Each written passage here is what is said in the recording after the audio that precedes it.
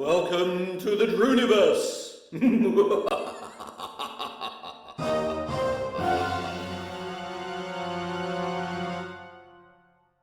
And welcome one and welcome all to the continuing to be actually the officially unofficial Elite Dangerous live stream brought to you by me, Drew Wager. Who else could it possibly be? There's my name. No, down there.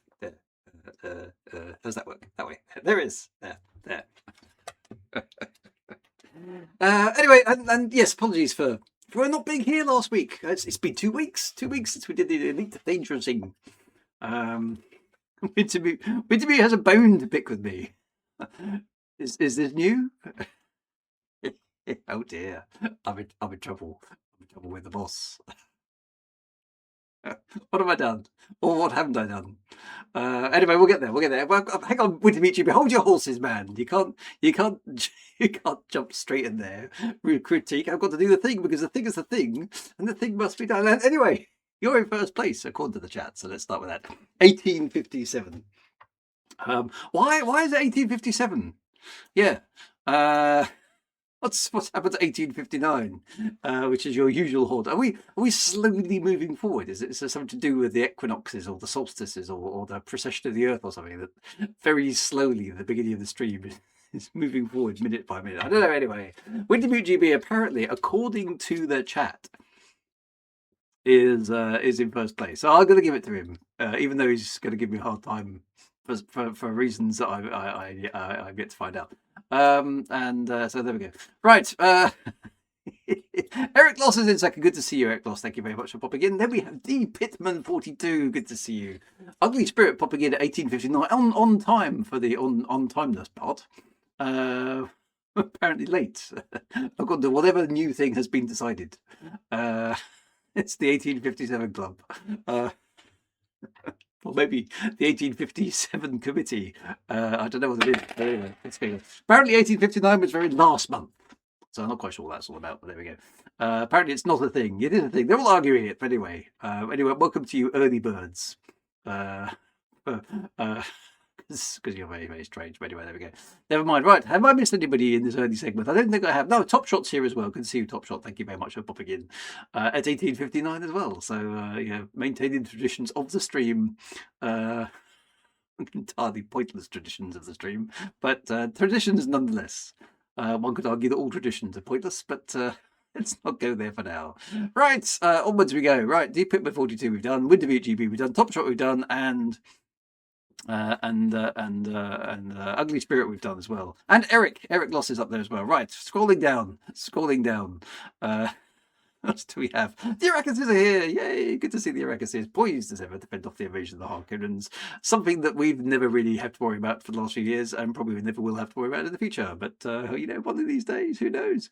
Commander Silent Double D. Very quiet, everybody. Commander Silent Double D is in the chat.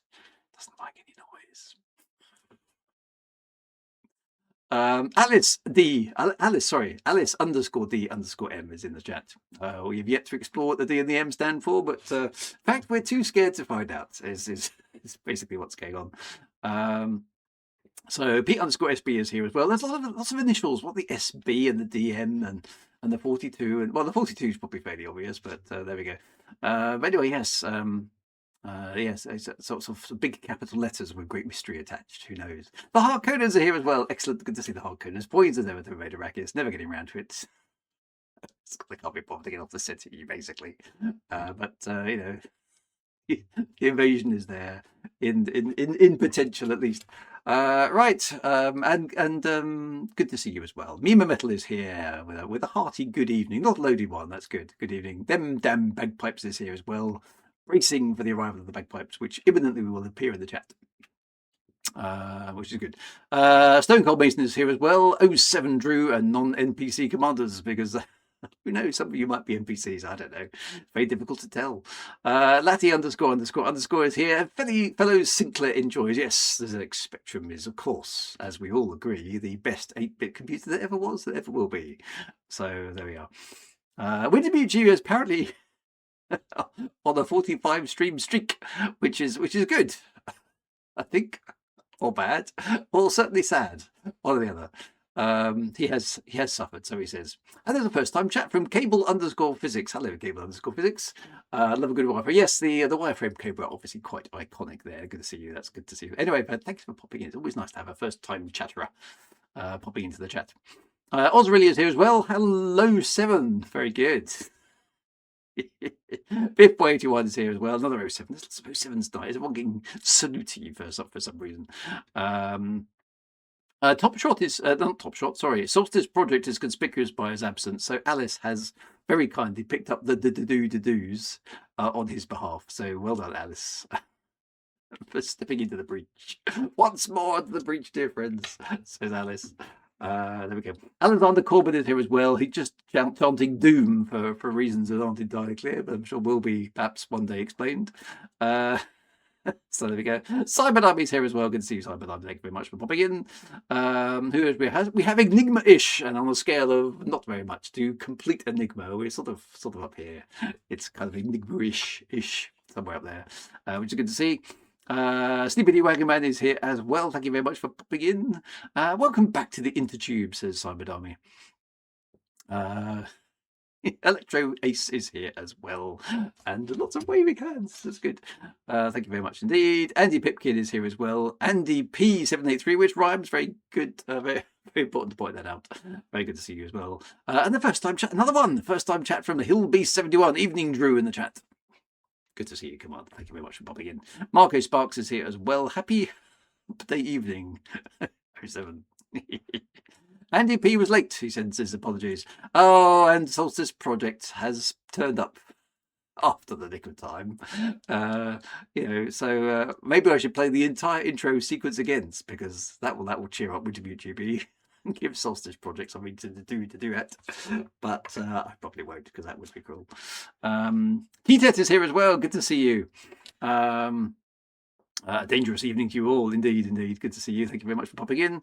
Totally bewildered evening in capital letters. It's an evening, everybody. Is everybody else other of the time of day? But no, it's good. Evening. Might want to just check your caps lock key there. Totally bewildered. Other than that, all good. P_SB, you can't have a space in your name, so underscore it is. That's a bit annoying, isn't it? What's the wrong with the space key? I wonder if you can use the old DOS dodge, when you used to type Alt 255 and it gave you a character that was invisible. Has anybody tried that? There's an old dodge from the olden days. It's not actually a space, but it's a character. You used to be able to type it on PC keyboard. Alt 255. It looks like a space, but it isn't. Used to really freak people out when you made directories using it, because they'd try and CD into that directory and it wouldn't work. So we know what me and my mates would do back in the 90s was make lots of directories with things like top Alt 255 secret Alt 255 documents and just leave it on people's file servers. Very childish, but most amusing. The Bitman 42. If you have to ask what the 42 is, then you are very unfruited. Yes, I'm sure that is the answer to pretty much everything actually. So that's quite good. Commander Groman is here as well. Hello everybody. DP says playground now, Wigger, which I assume is a response to my statement of fact about the ZX Spectrum. Dear. Have a Boomer is here with customary 4 thumbs up, 1 for each syllable of his username. Good to see you. Thank you very much for that. And who else we have? We have a funny asteroid. It's never a good space game without a funny asteroid, so that's good to see as well. Sleepy D Wagon Man is here, and there was a recent vulnerability that was using invisible characters. Well, the old dodgers are the best. Solstice Project says, oh my god, I remember our teacher assisting that. Before we turn off the PC, we enter CD/ to go back to the root directory. Yeah, it's important to go back to the beginning, otherwise, the next time you log in, you could be anywhere, couldn't you? Keatet says, invisible folder name is nothing compared to making a screenshot of someone's desktop and putting it as the wallpaper while hiding the desktop. Well, that's quite good. WinterviewGB says, I had to don full hazmat gear and venture into the cesspit to know as X discover you were not streaming last week. Nothing on Blue Sky. Did I not? I thought I put on Discord. Oh, sorry about that. I thought I did. Did I not put it on Discord? Oh dear. Oh, my bad. I'm sorry. That's that's entirely my fault then. I thought I'd mentally ticked it off my list, so apologies. Because I thought I'd done it on Discord and then typed it into Twitter, because that's where quite a lot of other people follow me. Anyway, apologies. Mea culpa. There's a bit of Latin for you. So, oh dear, that's not good. No, so my sincere apologies. I thought I mentally had ticked it off as done, and clearly I hadn't. So that's my bad. It's bone picked. So right, well, we need to press the waffle button, because that is the intake. Can you say sorry again, but loud enough for those at the back can hear? Sorry, on behalf of all Wagar Enterprises, incorporated across all time zones, across all multiverses, and across all space games, I heartily apologise for my absence, being uninformed. Okay, I'm sorry. Sorry. Echo. Don't do it again. Solstice Project says, it was so weird on Monday. Nobody was around at the time. I don't know why I was the only one who didn't know there were no. Well, apparently you weren't the only one, Solstice Project. So I don't know. Anyway, I apologise for any confusion. So yes, so last week I wasn't here because I was travelling, getting up really early in the morning. And on Monday, I posted this, but anyway, Monday was a bank holiday and I was otherwise engaged. Not engaged, but engaged. Because if I was engaged again, my wife would probably have something to say about it.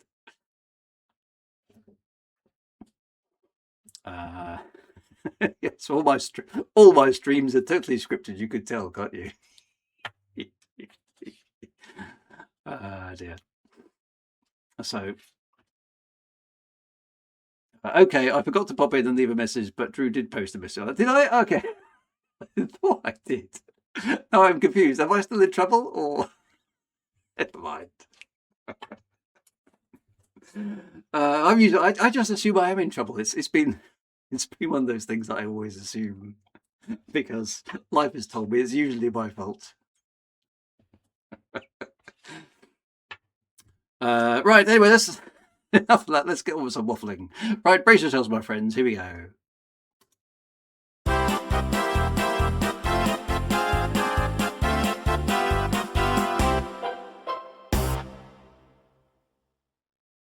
Right, I haven't predefined a waffle problem, but possibly being as Wintermute says, always in trouble. Alice says, did I scan the beacon at waypoint 13? I suspect I probably didn't, because I haven't played the game for 2 weeks. So have we gone way past waypoint 13? That may be bad timing on my part. Wintermute Sausage Project says, yeah, you did. I was alone. Were you still doing the to-dos? Hopefully, hoping that the stream would magically start. I've just got this image of this poor person at a keyboard going D-O, D-O, D-O, going, no stream. D-O, D-O, D-O, please make the stream work. D-O, D-O, D-O-O-O-O-O. No, there's still no stream. So what's this with? What's with this, the scan and the stuff? Because yeah, you know me, I'm well prepared for these things. Oh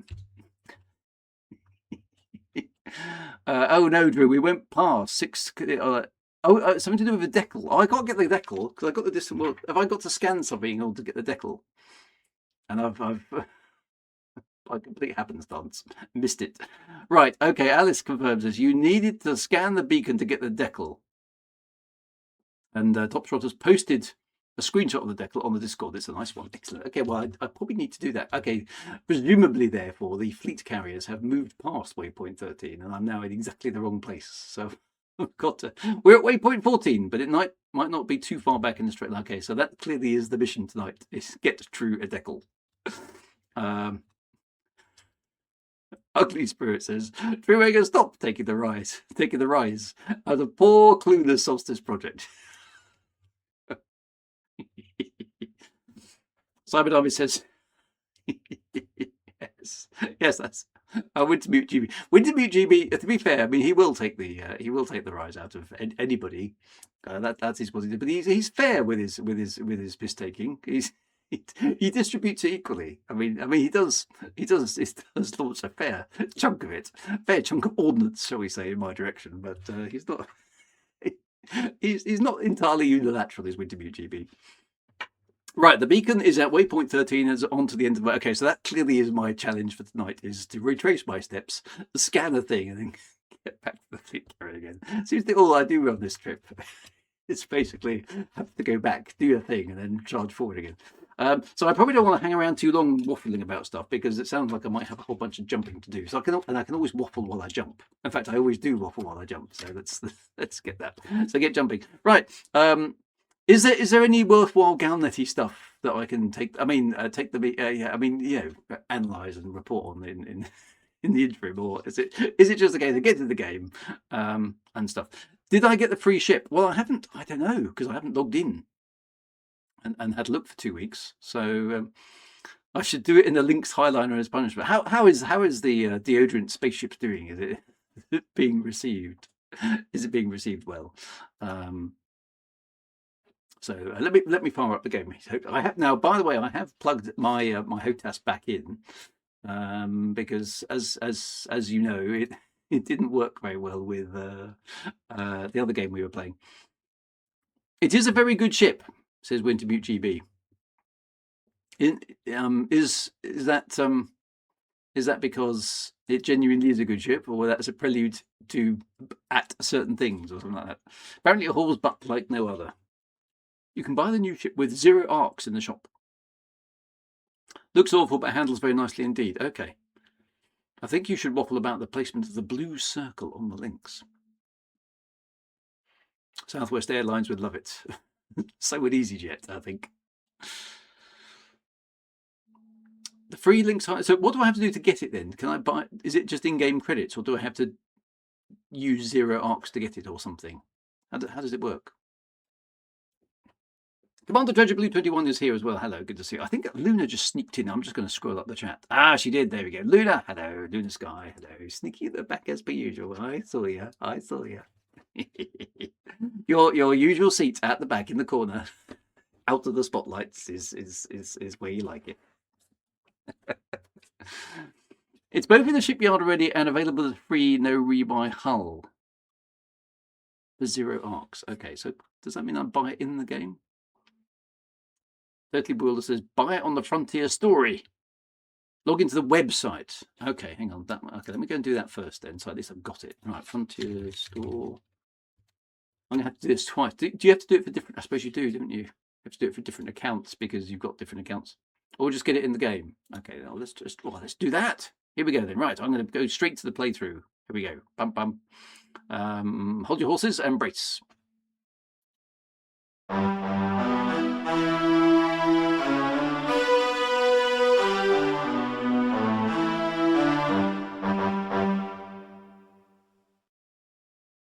Right, okay, so here we go. Right, so here I am. I can buy it in the game for free.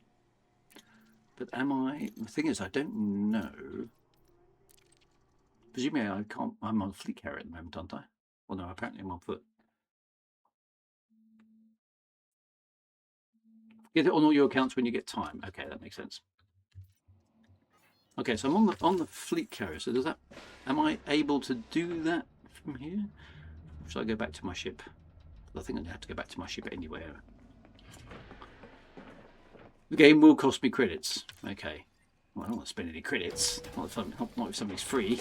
That's the 13th commandment. Thou shalt not pay retail.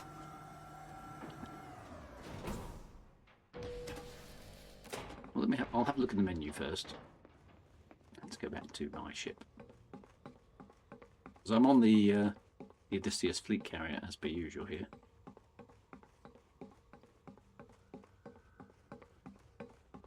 So either I can buy it free in the game or I can't. Let's find out. Does it give me an option? Also, you probably can't deploy it from any place if you don't get it from the Ark store. Okay, let's just... Can it show up here? it's not anything on the menu, is it?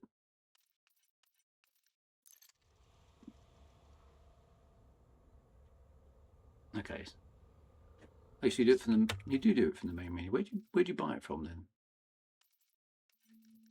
Do you mean exit from there? Oh, from the opening menu, right? Okay, let's exit to main menu. Game extras, right? Okay, right. Rebuilt ships, presumably. Oh, I can have a Lynx Highliner Galactic upgrade, a Lynx Highliner Stellar upgrade, a Lynx Highliner Standard. Is that the one? So that one is. That one is lots of arcs. Yeah. This one isn't. Oh, I see. It's 0 arcs. Buy a pre-built ship. Okay then.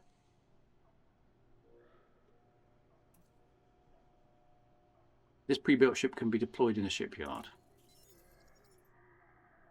Well, that is a sensationally ugly-looking thing. Okay, well, there we go. Well, that's good. Thank you very much for that. In the meantime, let's just do that. Okay, when you first use the big, brilliant. Yeah, so that's quite cool, isn't it? Didn't have to log into a website and do anything awfully complicated. Right, so how do I find waypoint 13 then? Presuming I'm not at waypoint 13. Pending friend request. Aguilar Varsilium. Excellent. Right, so I'm here. Oh, where are we? Looks like we're near the centre of the galaxy again. Oh, there we are. Top Shot has put the coordinates in. I'm going to copy and paste that. Right, let's get off the carrier.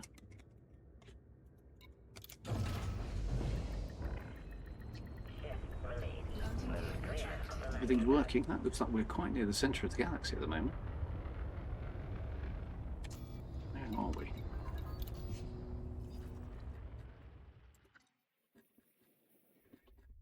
Oh yeah, we are. Look, right near the core. We've been doing some moving. Whoa. Okay. Where's the search thingy? Oh, it's up there. 2 weeks away. Can't find anything. Right, thank you for that, Top Shot. This looks like quite a long way. Okay, so that is waypoint 13, is it? Right. Route settings. I'm using jet cone boost.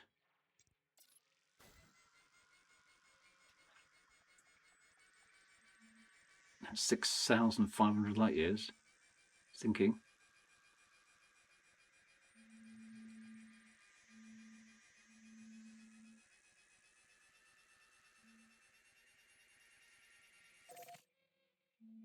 "38 jumps."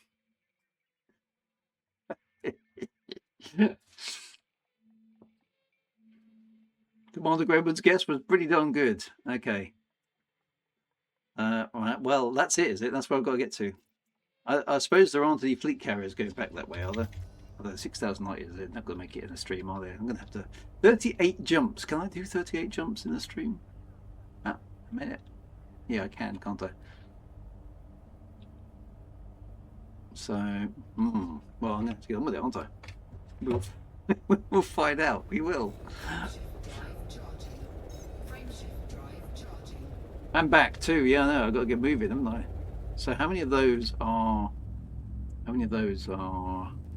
Okay, so 38 minutes. Jump honk.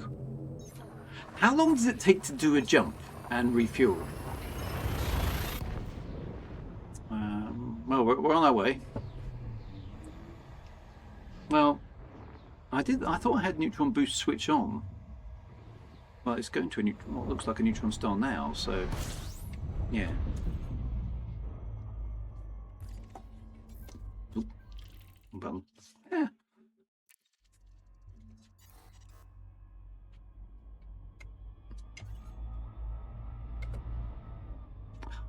Key points are not in the right place. There we go.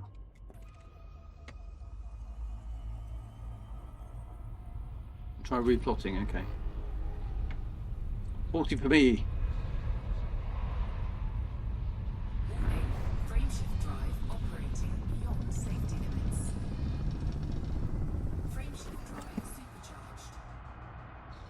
So now supercharged. Well, there you go. That's right. 432 light years. In the team. Here we go. Right, it's a race to waypoint 13. 432 light years it is. I average 63 seconds per jump. Okay, so 38 jumps is going to take me about 40 minutes. 45 minutes. Back again. That's an hour and a half. It's going to be tight, isn't it? And I do it. I do it before the end of the stream. Speed runs. I like speed runs. Speed runs are cool. Let's do it. Alice says she can't keep up. Warning, frameshift drive operating beyond safety limits. Frameshift drive supercharged. Supercharged again. Going for another decent sized jump. Another 400 light years taken off the total. Ooh, up there. Oops.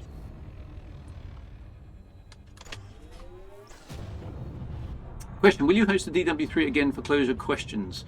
I can certainly ask them. I haven't planned specifically to, but I can ask them to come back on for closure questions. Yep, absolutely, I can ask them. I think I pressed the wrong button there.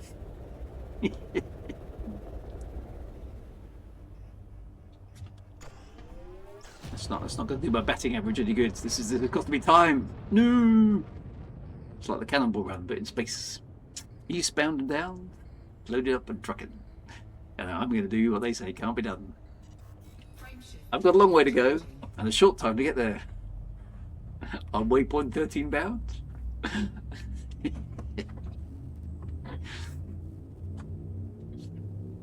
Here we go. Here we go. This gets me back in the lead, hopefully. So is it? So okay. So what's this about? I remember there being a decal. I didn't realise you had to scan something to get the decal. I thought you just had to be out in space, which is why I kept jumping off the carrier and scanning the old thing to sort of prove I was there. But so you actually have to scan a particular thing, do you? Convoy. Oh no, that was another good film. Mercy sakes alive! Looks like we got ourselves the convoy.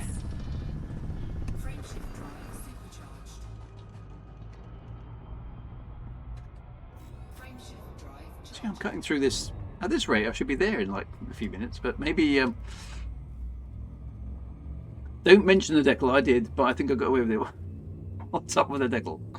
Alan says, my question will be why the Meta Elite quest stopped after only a few waypoints. Did a technical problem merge? I don't know. I think, from what I understand, I mean, this might not be correct, but from what I understand, there's quite a lot of technical overhead at the moment on the inside of the Meta Elite quests. That may have contributed to a bit of fatigue on the other side. I don't know, but we can certainly ask them that.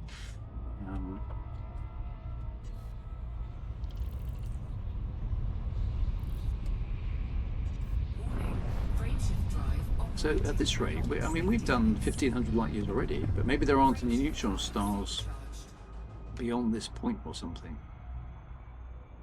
I don't know. Is it worth me rescanning just to be sure? It seems to be doing some decent. That's where we're going. Yeah, look, there's a whole bunch of you trying to keep up. To be honest, I'm just going to go with it. Let's go. Otherwise, if I start faffing about with stuff, then I'll lose my lead. There has been an argument about the decal between FDev and the DW3 organizer. And there, what's? Oh, come on, scandal. We like a bit of scandal. What's been going on? So is it the decal itself, or is it the way that the decal's been handed out, or the requirements for the decal? Come on, do tell. I need to know. This is important information that I must have vouchsafed to my audience. Well, that's definitely a white dwarf. So, oh, I went straight through that. rather too high a speed.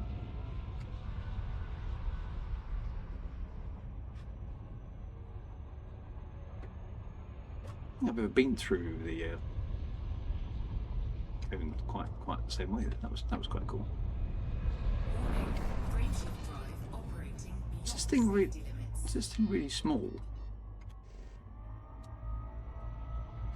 It is, isn't it?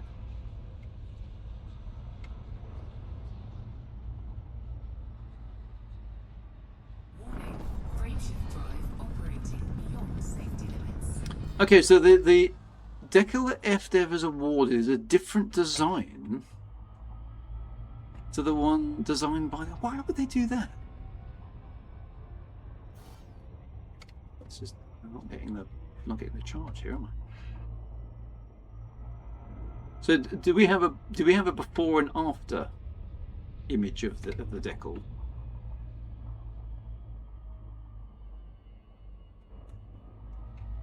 Oh, the FDev decal features Caspian and not a Cobra Mark III.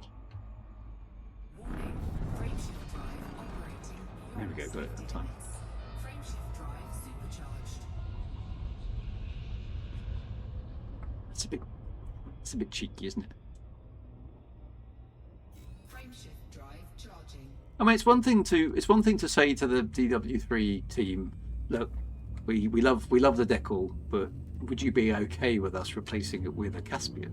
Now, if that is the approach they took, then I'm kind of okay with it, because they can just kind of say yay or nay.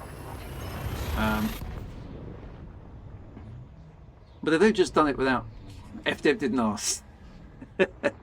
Classic FDev.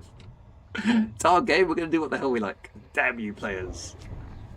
Damn you community. Yes. I mean, yes, it is a first world problem, but I can understand people being annoyed by stuff like that, because, well, it's just a little bit rude, isn't it? Warning, frameshift drive operating I mean, you don't beyond want to safety limits. make too much of it, Frameshift drive but supercharged. I understand people getting a bit narked by. I mean, okay, we're hearing this third hand, so we've got to be get a bit careful. We might be vilifying FDev unfairly because A, it's fun, Frameshift drive charging. but B, we need to be circumspect, don't we?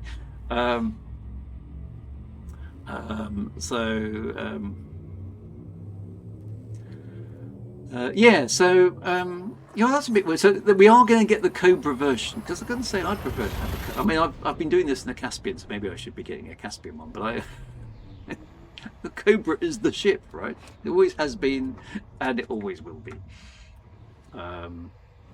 So possibly a little bit of a storm in a teacup, but I can understand how these things get fraught.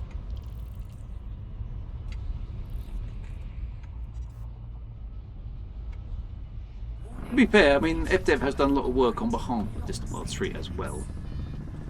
Frameshift drive supercharged. Is this no? It's the FDev vilification stream. Only in the sentence of bad grammar or gross negligence.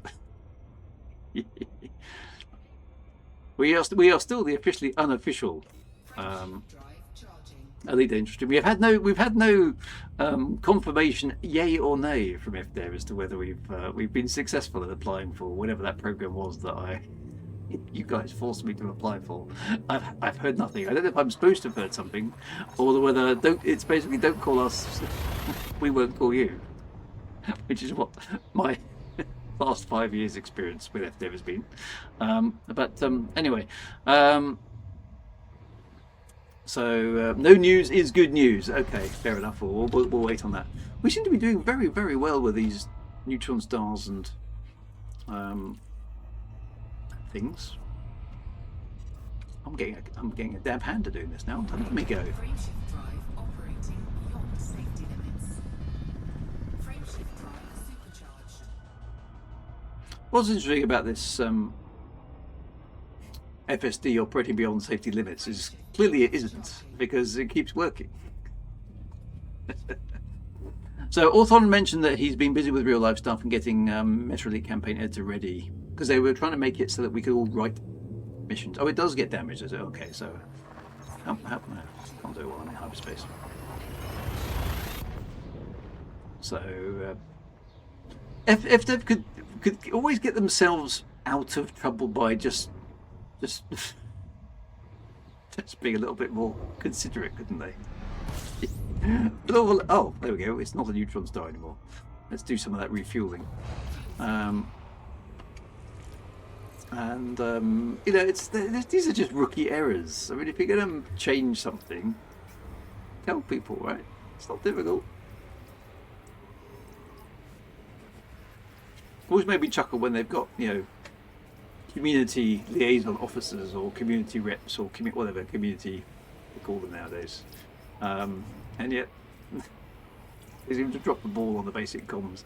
But they do have a bit of form of dropping the ball on basic comms, don't they?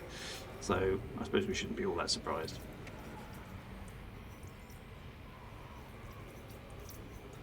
Winter Butte sees, I mean, it's not as if they cocked up the rescue mission CG over the long weekend. Oh, they did. I hadn't even been following that one. Remember the Knossos. That's probably their best one, I think.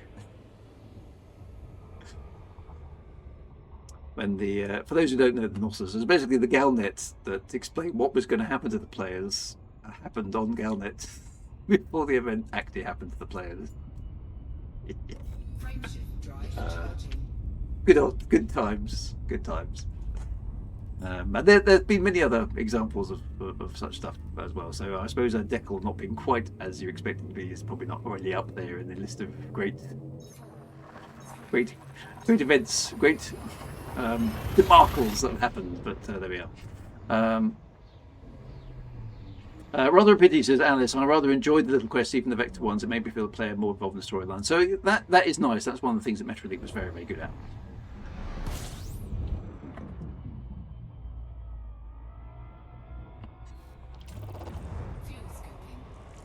Right, we seem to have run out of neutron stars now.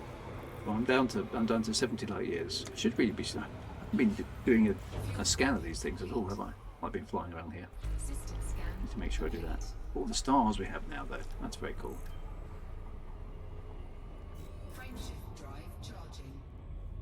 Rescue missions are easy now. You can use the advanced docking computer to dock and leave the burning stations, so that all the jeopardy is now under computer control, which is excellent. Is the docking computer actually reliable now, though? Because it always used to be, like, docking computers always have been elite. Slightly nerve-wracking. So it's entirely reliable now, is it? Excellent.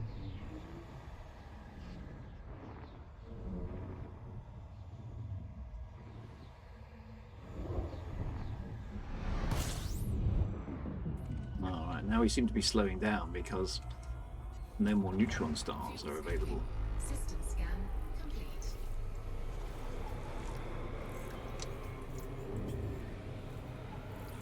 Fuel scooping complete. Quick look at my map, see where everyone is. Oh, someone's ahead of me. No.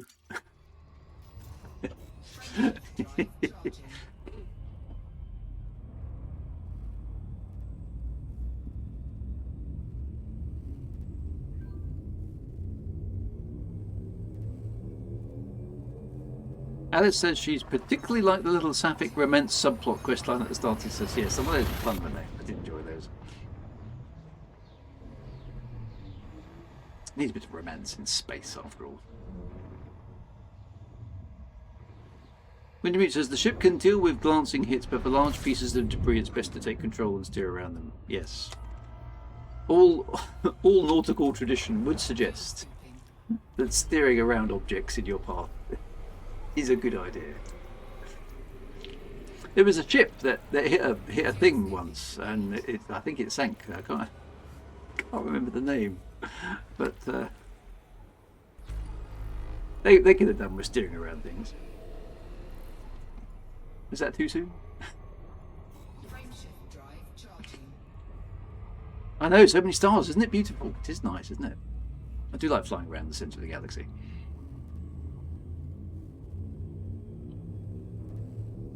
There's one thing about Elite Dangerous which is nice, is that it does sort of feel like you have travelled quite a long way, because you don't normally see a starfield that dense, because we're quite near the galactic core now.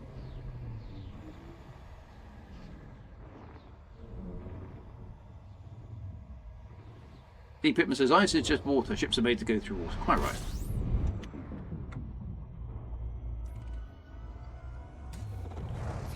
It is indeed full of stars.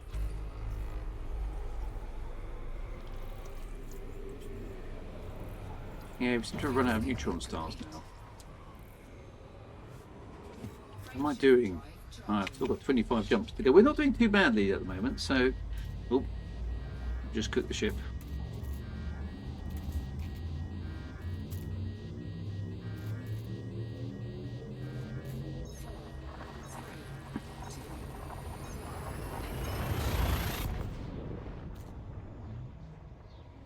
Books UK says, nice, I've just left Colonia recently. Yes, so Colonia's a nice spot as well. There's some good nebulas over there.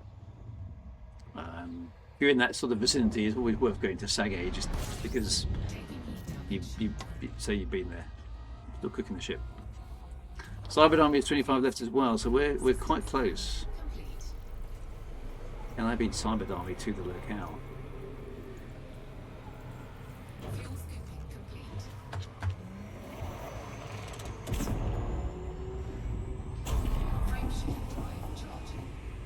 Let's go.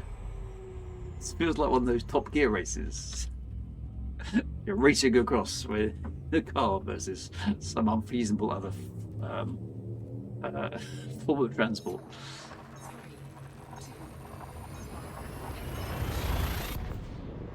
A lot of jumping. So what have I got to scan when I get to waypoint 13, by the way? Is it just system? Or is there a particular beacon or something? Fuel scooping. System scan complete. There is a special, there's a specific beacon. Fuel scooping. A nameless comms beacon. So that's basically prove that you've been out there. Okay. Oh, I can see a nebula in the corner over there. That's cool.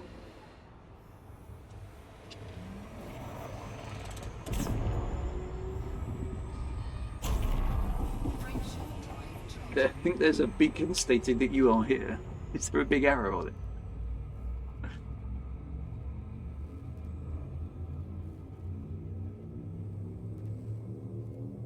It's powered by fairy cake. Ah, I see. So it's a total perspective vortex then. Excellent.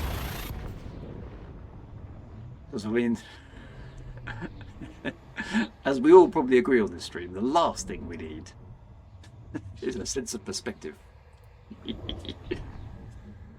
The kicker is that anyone can scan it. Okay, so if you basically decide to... I mean, you'd have to be a bit of a loon, wouldn't you? But I can understand that some people go, hey, I can get a special free decal if I just travel out there, scan the thing, and then fly back again, without actually having been on the expedition at all. Warning. Frameshift drive operating beyond safety limits. I failed to scan get the thing scanned.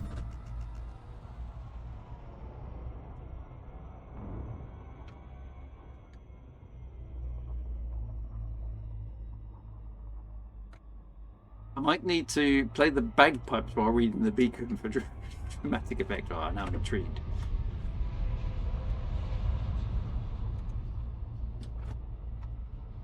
Warning. Frameshift Whee! operating beyond safety limits. Supercharge. Right, off we go. Whoa, come on, out of the thing. 432 light years. Here we go. Drive charging. Boom! Told me I was a really cool guy. We've been reading the same books, my friend.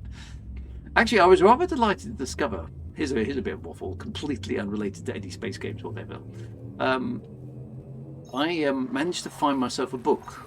And I know that doesn't sound like a particularly dramatic, a very dramatic story, but bear with me. That I haven't read or haven't even seen since I was a small kid. Because I had this vague recall of this book that I listened to on a cassette, which obviously tells you how old it was. I didn't actually read the book, but I listened to it. Which I suppose would it be called an audiobook back in those days? Not sure. Anyway, it was a book that I listened to on cassette. Not Fly Fishing by J.R. Hartley. No, we've already done that joke on the previous screen. It's all I had. I couldn't remember the name, and I couldn't remember the title.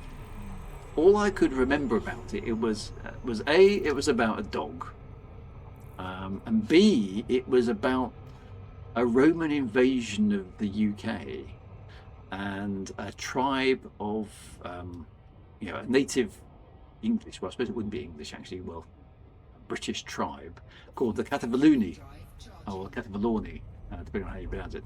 And that's all I had. And I looked for this story quite a few times, thinking maybe I just did, maybe I just remembered it badly or something, without success. But I did last week try with a bit of ChatGPT, and believe it or not, ChatGPT actually managed to identify the correct story, the correct book from my vague recollection, which was actually quite cool. And the book was called War Dog, which is possibly not a particularly unusual name. So I've added it to my list. I've got this small collection on my bookshelf, which is books I read when I was a kid and liked, basically. And there's things that there's obvious things in there, like All of the Wild by Jack London, and White Fang and things like that, and a few other classics from that kind of 70s era and earlier. And this was one of them that I wanted to find, and I've now managed to find it, so I'm rather pleased with myself. I managed to buy a second-hand copy of the paperback from Amazon or eBay, can't remember now. So I've got a nice little bit of nostalgia to indulge myself in when I have a moment. So that was quite good, actually. ChatGPT working out what the story was from my vague recollections, which is pretty cool. Have I got a shelf full of E. Doc Smith? I have got some E. Doc Smith books. I've also got some W.E. Johns, and various other things from that era. I was trying to work out the first book that I ever actually read. For those of you of a certain age, when we were at school, there were Ladybird books. Now they don't count, obviously, because Ladybird books are like training wheels for books. So there was a big deal at primary school. At least I thought it was a big deal. Basically, when you got off the Ladybird books, because that meant you kind of graduated to real books. Top Shot has arrived.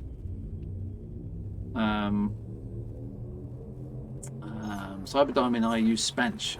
See, I need to get into that. I haven't done that. I'm miles behind it, aren't I? How far behind am I? Oh, I can't tell at the moment. Already arrived. Oh. That's pretty cool then. Yep.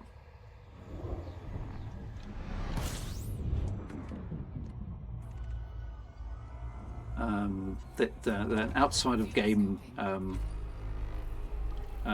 outside of game tool like that can actually beat the in-game tool. I mean, it's just pretty bad, isn't it? Yeah. So okay, so how far ahead did you get? Jesus, you got miles ahead of me. Yeah, look. It's like I'm only like barely over halfway and you're already there. Not fair. Well, it is fair. There we are. Wait, there are real books. There are indeed.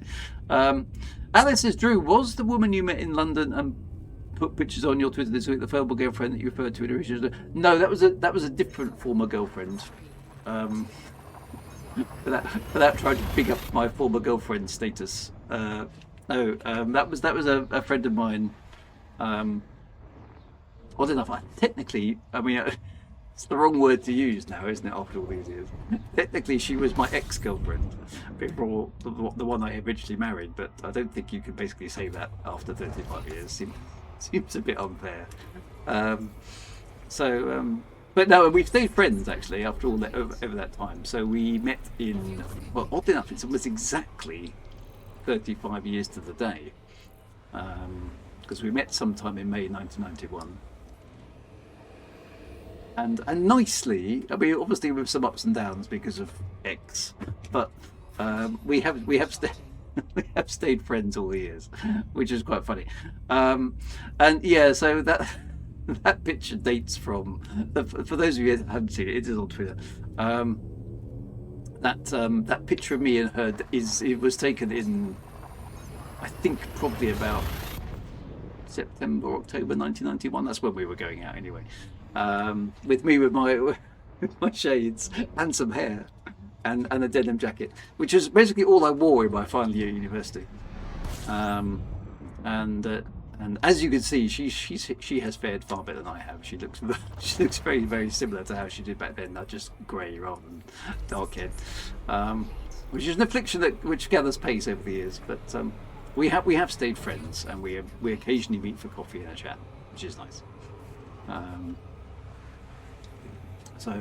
that's actually my first car, as you can see behind us in that first picture, with the bonnet up, broken down, as you might expect. So yeah, so it was, and Bitstorm, yeah, I just unearthed a lost memory from Digital. That was quite cool of ChatGPT. I've got no wonder you got attention wearing just those clothes and those shoes. No trousers. No, I did. I hesitate to say I probably was. I always certainly was wearing trainers, some Levi 501s, because I lived in Levi 501s at the time. A white T-shirt and a black denim jacket. That was my uniform throughout the entirety of my final year at university. It was simple. You didn't have to think at all. It's like black jeans, white T-shirt, black denim jacket, shades or not, depending on where you were. Done. Did I have long hair? No, I never. It's one thing I regret actually. Yeah, everybody wore 501s in '91. They did. It was back then. It was cool, or at least it was not. It wasn't uncool. Let's put it that way. Never grew my hair long. It's one thing I sort of regret because the opportunity has somewhat passed me by now. But I should have given it a go back in the day. Yeah, I should have given it a go, but I never did. I always kept my hair relatively neat. In fact, the shot of me in '91 on Twitter is probably me with my hair at its longest, I'd imagine. I don't think I ever had it any longer than that. Yeah, it's funny actually. I on quite a few of my, I don't know whether maybe it's that sort of time of life, is quite a few of my old university friends got back in touch with me, or I've got back in touch with them over the last couple of months. It seems to be something that's just happened, and we're all from that sort of same time period. We're all in our sort of mid-50s now, which in itself is quite terrifying. But yeah, so but yeah, it's been fun getting back in touch with folks.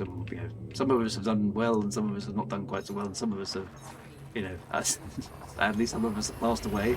We don't talk to them anymore for obvious reasons. But yeah, it's interesting. History is going past. But yeah. So, but it was nice. I've caught up with a few of my friends. I'm hoping to catch up with a few more of them over the next few months and years, and see how it goes. Right, Top Shot. Is it too late to mention that I may have given you guys the wrong system to apply to?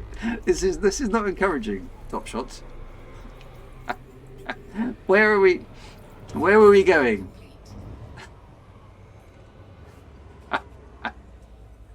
Mention it later.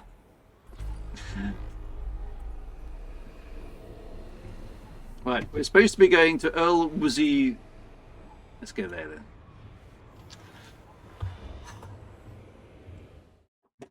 Okay, I've just pressed the wrong button. Right, we're going to the wrong place. I hope everybody else is paying attention. We're supposed to be going here, which doesn't look like it's very far away. Replot the route.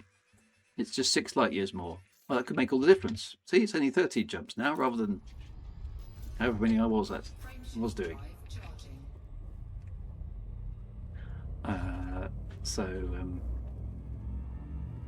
So yeah, I was talking about Ladybird books, wasn't I? So Ladybird, I think they went up. They went like 1A, 1B, 2A, 2B, and things like that. And I think you got up to 12A, 12B, maybe 12C or something, and then you graduated. So then you could read real books. And I think things like White Fang and Call of the Wild and stuff like that was some of the earliest books I read, along with classics like the Famous Five and things like that. I do remember reading those.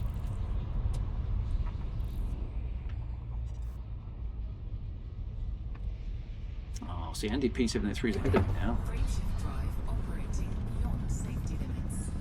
I've got a boost. Frameshift drive charging. I actually met, the voice here in the computer that says Frameshift drive charging and Frameshift drive this, that, and the other. I actually met her at Frontier Developments, and it was really quite weird because I hadn't been introduced to her in advance as the voice of the spaceship, and I just remember thinking, I swear I've heard this lady before. And she must have. It was one of those voices. It's a bit like meeting the lady who does the train announcement or something. And I remember I was looking at her slightly sort of sideways, thinking, I don't know you, but you sound awfully familiar. And she obviously clocked this, and just basically came out and she just said, "Frameshift drive charging." And I went, "Ah!" And she just grinned. It was quite funny. So yeah, yes, I think you're right. I think it was a friend of a girlfriend of one of the devs. I hope they're still like going out with each other, because see, this is the problem with immortalizing girlfriends in things, is if you do end up breaking up with said girlfriend or something, imagine how annoying that would be. Every time you jump to a new system, you hear your ex-girlfriend's voice. That would not be good. Oh, of course, you can change your Covis as well. Yes, I suppose you could do that. Do I know if she's a voice? I don't actually know. I never really had a conversation with her outside of that particular little thing.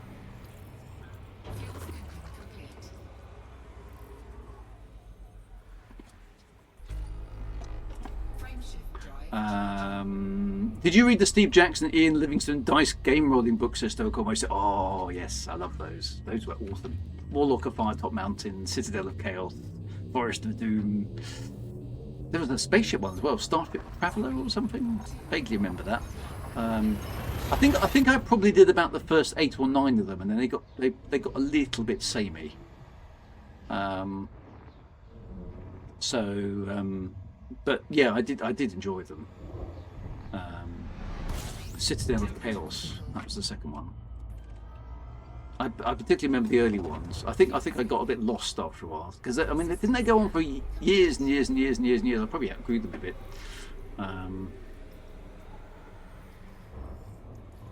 I sort of put them in the same category as my ZX Spectrum. They feel like they're from that sort of era, mid-80s. Because when I went to university, there was a role-playing society, which was quite coolly named. Actually, it was the Brighton University Role-Playing Society, or BURPS, which was an excellent name. So I mostly played. By that point, we were playing Dungeons and Dragons, so or Advanced Dungeons and Dragons, I think it was by that point. Yeah, we were doing that mostly on a weekly basis.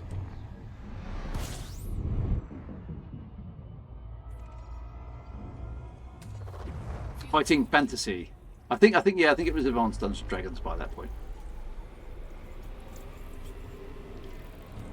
So Hybrid Army is down to 7 jumps left. How am I doing?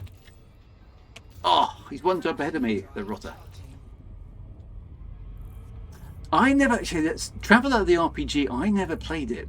I'm gonna have to find it one day, because it's supposed to be from what I understand, the inspiration for Elite, isn't it? But I've never actually looked at Traveller itself. I need to one day do that. I think that might actually be quite an interesting stream to go and have a retrospective look at Traveller.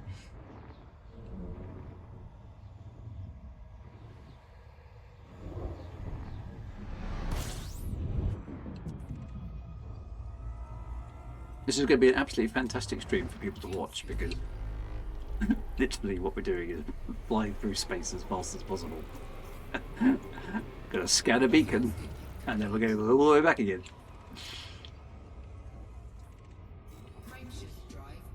We need an Elite TTRPG. Well, there are 2 Elite Dangerous RPGs. They do exist. Alice says, Ian Bell played Lost Traveller. You will see where Commander Jameson is first referenced in the original manuals. Okay, so yeah, I did know that it was definitely an inspiration for Elite.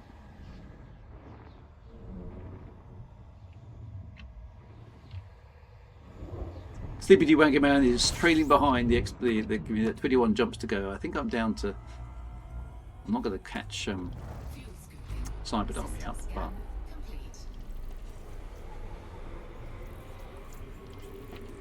Maybe we're going to come a distant third.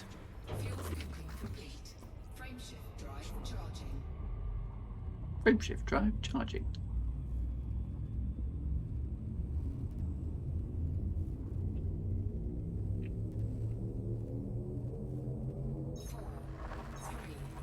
I did have a fun thing. I don't know if somebody else spotted it. I walked into St Pancras Station because I was meeting Susie at 10 o'clock, I think, for coffee in the British Library, which itself, by the way, is a fantastic place. Go and visit the British Library. I hadn't been to the British Library before. Susie had studied it in her architecture degree back when we were students, because that's what she did. And she knew all about it, so she gave me quite a nice tour, which was great. But it's a fantastic building and lots of cool stuff in it, such as the Magna Carta, not just a Magna Carta or a photocopy of the Magna Carta, but a Magna Carta, i.e. one of the original one. That was pretty cool, and lots of other fascinating ancient books or scrolls or stuff. So that was quite good. So yeah, British Library, well worth visiting. But before that, I went into St Pancras Station. Now I used to go in and out of St Pancras Station quite a lot, and they had a piano in St Pancras Station, which was just there, quite a decent one actually, as well. Not just a crappy piano. And I was quite surprised to see it was, after all these years, it was still there. I mean, it's a bit knackered now because it's obviously been plonked on by lots of amateur players like me, and given a hard time over a decade or so. But it's still there, and you basically can just rock up and play it. And then I walked up through the station. I had about half an hour to kill before I met Susie, so I thought, I'll go and play the piano. So I did, and I was sort of working my way through. I did actually. I did play the Frontier 2 Elite theme tune, just because why not, right? I don't think anybody recognised that, but I did start. Then I was sort of working through a collection of sort of 80s hits that I can play by ear, which is a relatively small repertoire because normally I have a little bit of music or chord sheets to cheat with. But one that I can play without any assistance is the Never-Ending Story by Lamal, and which has had a massive resurgence in popularity, of course, because of Stranger Things. All those poor passengers, yes, I know. So I started playing the Never-Ending Story by on the piano, and this young lad just appeared sort of at my elbow, quite obviously. I was like, okay, hello. And he said, "That's from Stranger Things, isn't it?" And I said, "Yeah." Well, I said yes and no. It existed before Stranger Things, and he says, "Oh yeah, but it's such a banger, man." It's totally earnest. It was really funny.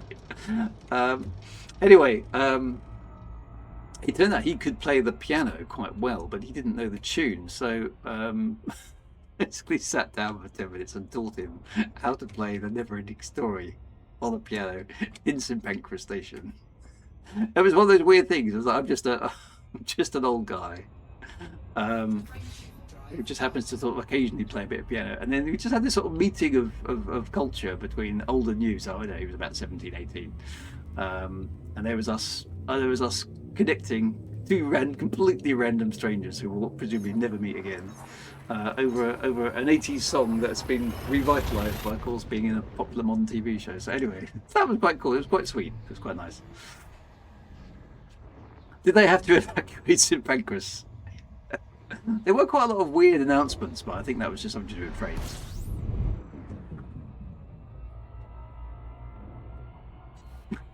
Fast forward 30 years, and he says, "Yes, it was all to do with this weird guy I met at St Pancras station." And then talking to strangers in real life. I was quite impressed with him actually, because he was he was a young, well, I mean, 17, 18, I suppose is not that young, but he had the confidence to come up to a complete stranger who was playing a piano, and he was perfectly polite, well spoken, really interested, chattering through things, not taking the mickey or anything, at least not that I could detect.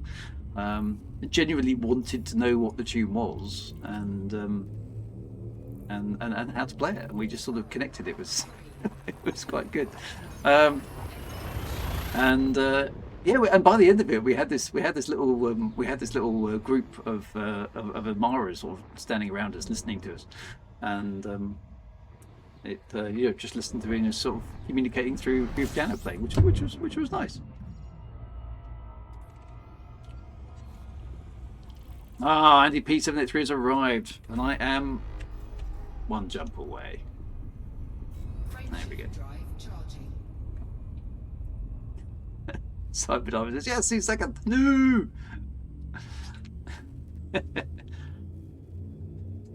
There are a lot of videos of people playing the piano at King's Cross. Oh, there's one that is it King's Cross is just across the road from St Pancras. Was the hat with you too? No, I hadn't taken the hat, unfortunately, because of course it's a bit of a faff taking my hat on the plane, because you haven't got anywhere to put it up on the top of your head. So no.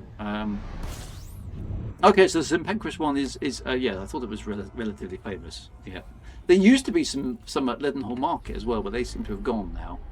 Right, here we all are. I think I'm fourth or fifth, or maybe third, possibly fourth.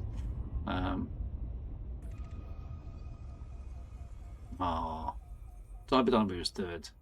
So I'm here as well. There we go. Right, where's this beacon then? How do we find the beacon? I can't see a beacon on the scanner.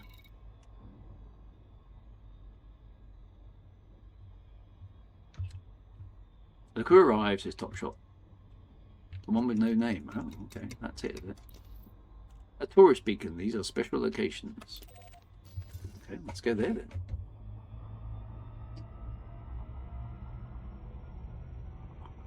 It's a bit of a nondescript kind of a system, isn't it?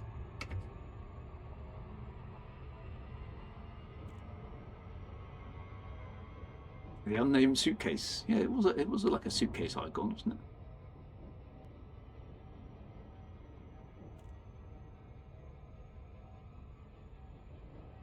It's a threat level 8 beacon. Uh-oh.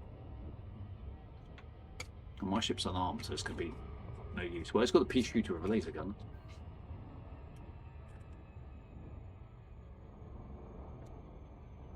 Is this as nice? There used to be a nice stable nebula. Oh yeah, it'd be quite cool if it was voice acted. Yeah. What does it say? I wonder. Well, we'll find out in a moment.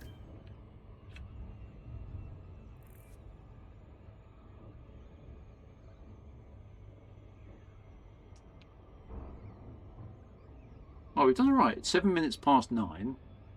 We got 30, 40 minutes to get back to the. It's going to be about perfect, isn't it? Don't forget to repair your FSDs. Okay, I'll do a little bit of maintenance while we're here. Okay, so there's a planet here, or a moon. Is it a moon or a planet?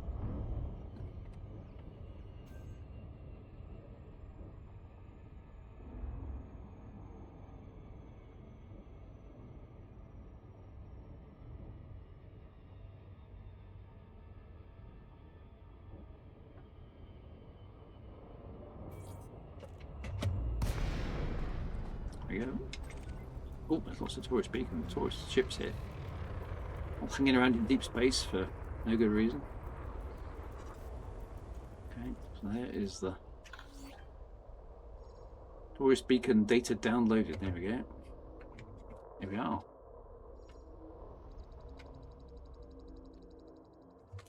One tourist beacon. Oh, what does it say? It says, message from Expedition Command. 07 Commander.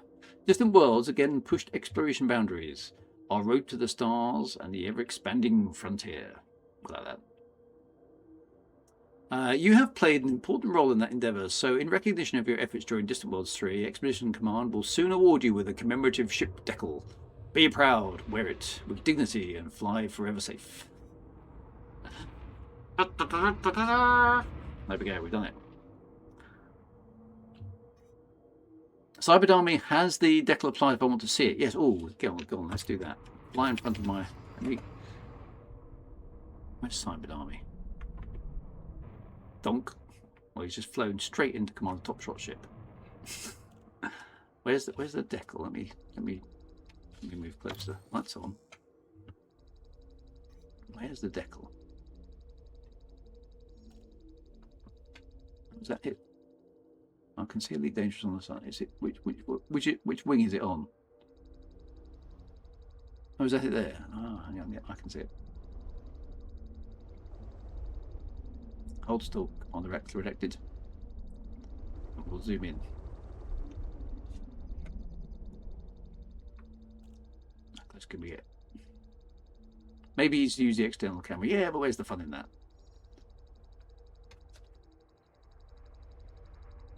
There we go. Distant Worlds, there it is. Distant Worlds, 3312. Yeah, that is a Caspian, isn't it? There we go. And now boost.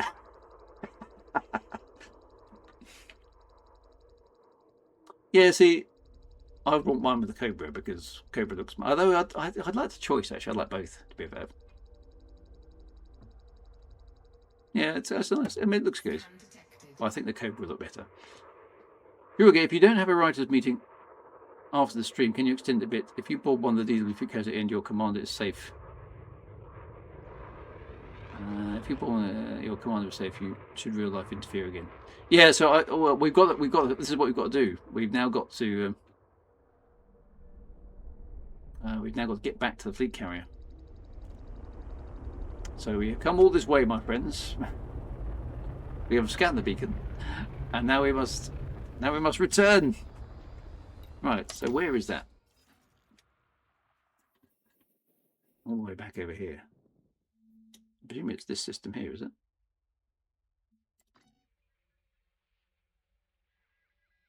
A sublocation is bookmarked. That's presumably the fleet carrier. Let's see if the route plot.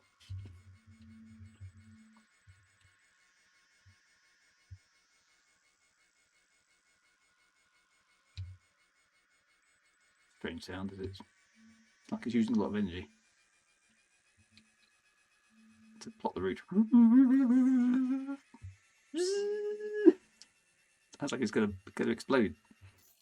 There it is. Oh, it's only 27 jumps on the way back. Interesting. Right, off we go then, my friends. Frameshift drive charging.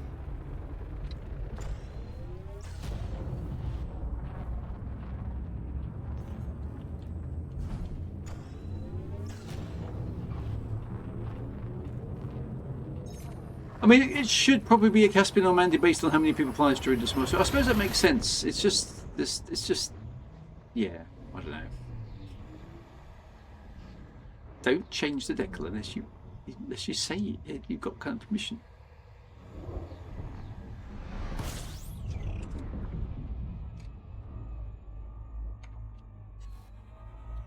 Better communication always solves these problems.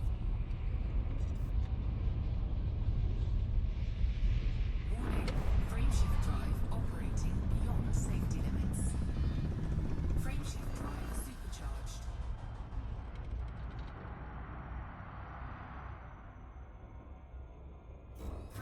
Right, off we go.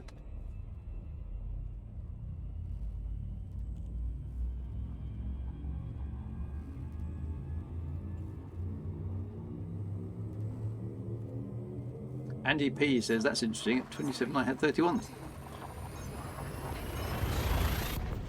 Yeah, it's a bit weird why it would be 30. I mean, it was 38 jumps on the way out. Why is it only 27 on the way back? Doesn't make any logical sense. It's the same distance. Anyway, that means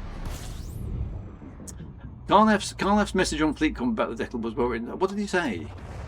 I like Karnaf. He's a very sensible chap.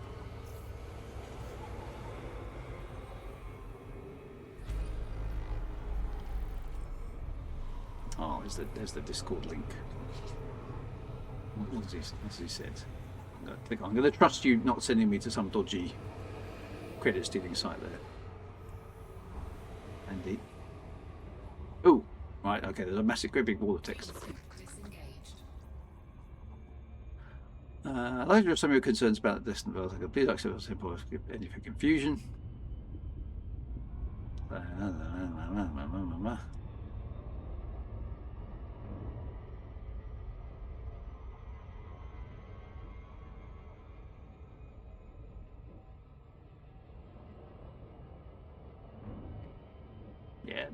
Yeah, that's quite nicely written. If you want to read it, that's pretty cool.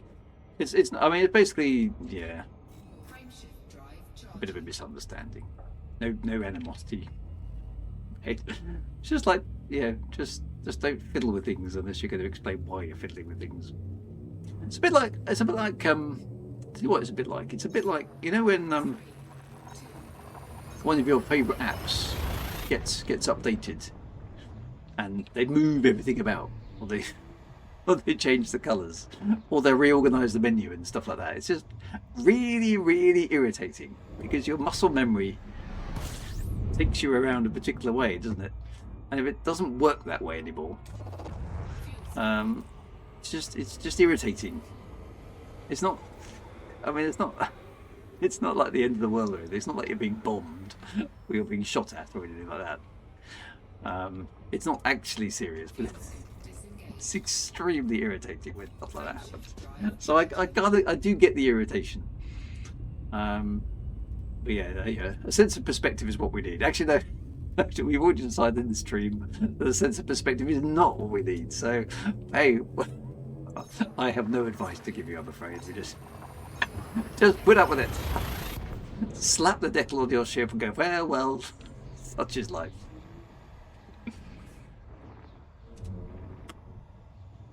So anything the space game has taught us is that a sense of perspective is exactly what we don't need. Who's left a red dwarf in the way? Or a brown dwarf, whatever that is.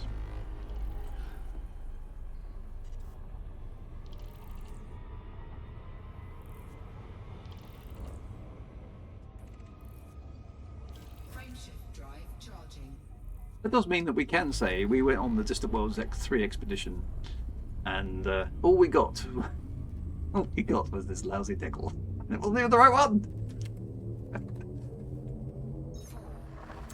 The official DW3 decal will be applied automatically to your account's in-game update coming in June. Excellent. Okay, so we're going to get two decals for the price of one. So that's probably the best outcome, isn't it? You get two decals. You can apply whichever one you prefer. Do you want the modern, funky, super duper Caspian one, or do you want the classic Cobra Mark III?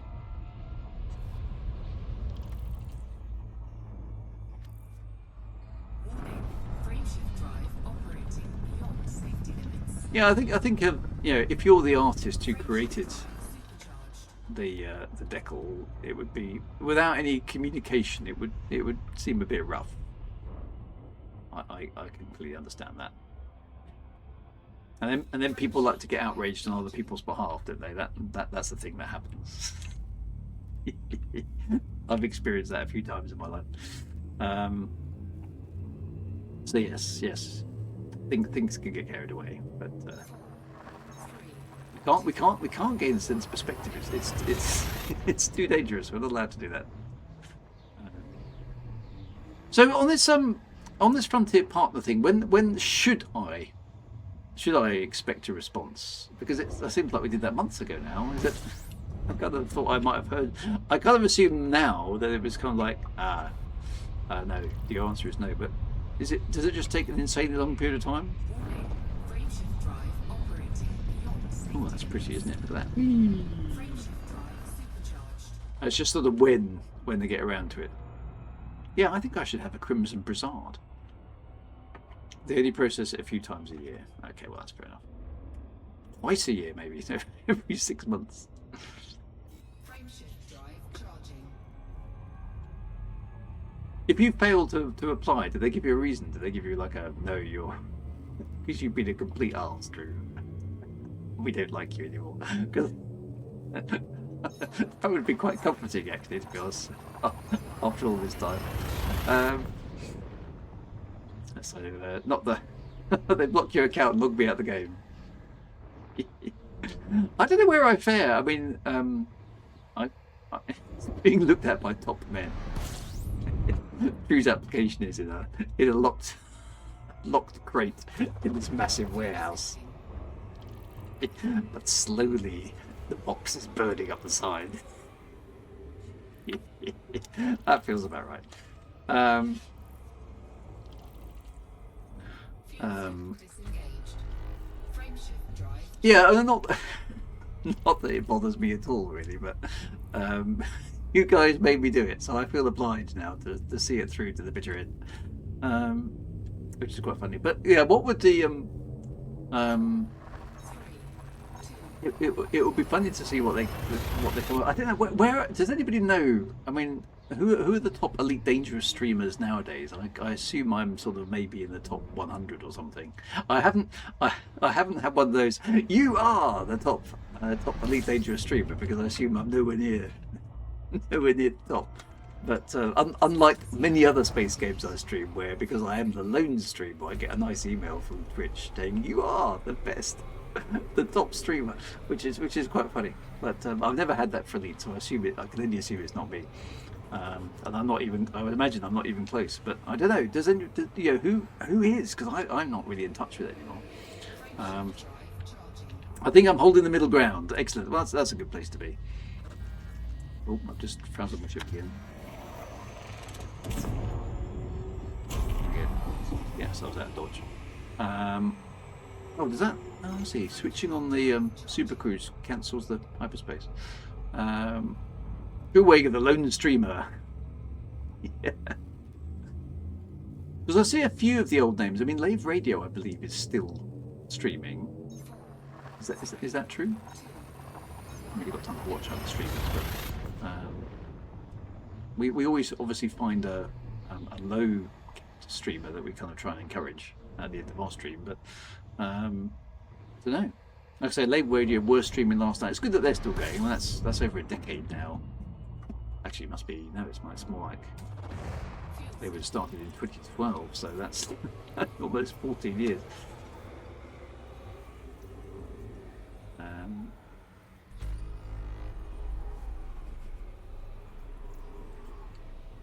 Okay, well that's quite cool. Fuel scooping complete. Frameshift drive charging. When do you meet GPC? Oh, it's half. Oh, it is. You made me do it. I wasn't going to do it. Josh Hawkins is back after a 6-year break. Hey, excellent.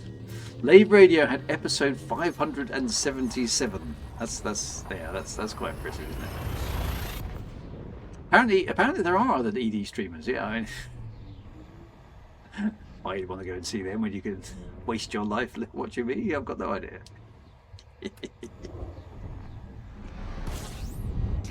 I feel like I've been doing this for quite a while now. How long have I mean, I know I've been off and on with streaming, but how long? I mean, I came back again. Let me know.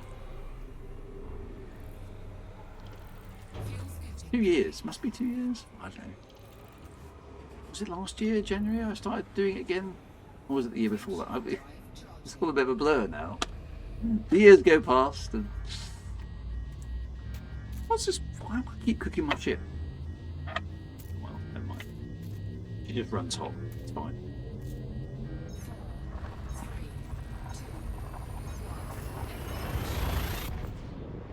When was my tour with Ninja Space Unicorn? Yeah, that was a while back.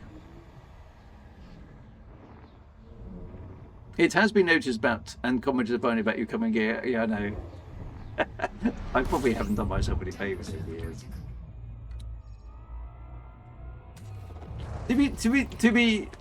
To be slightly fair to myself, is I generally have entirely good intentions of leaving and kind of going, oh, yeah, I've done my part, or you know, I've got nothing else I can contribute, and stuff.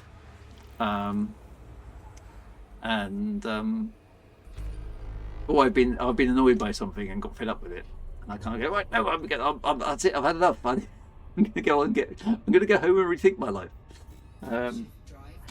And there always seems to be something that pulls me back. It's like that line from the what's that TV show, the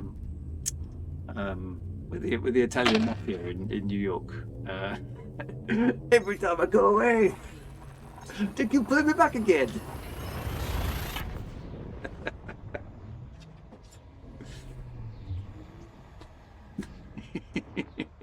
The Sopranos, that's it. Yeah, The Sopranos. Oh man, that game's got partner status after streaming in for a few dance. Mind you, he's mate. You see, I think I'm not mates. I'm definitely not mates because I don't try and cultivate being mates. I'm just me, right? That's always been that's been my strength and my weakness throughout my entire life. Is I'm not really a status person, right? I just don't care. So, you know, you could have this cool thing. It doesn't bother me. You might think it's cool, but I don't necessarily subscribe to your view.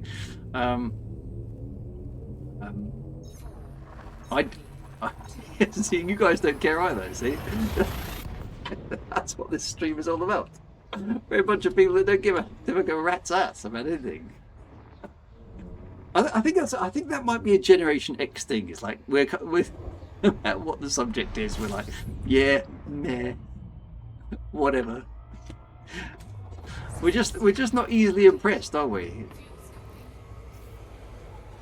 We're the epitome of not bad. Other people can get very. I suppose I distrust enthusiasm. Maybe is that the fairest thing to say? I'm not. I don't like hype. I mean, I'll get mildly excited by certain things, but I'm not really a hypey person.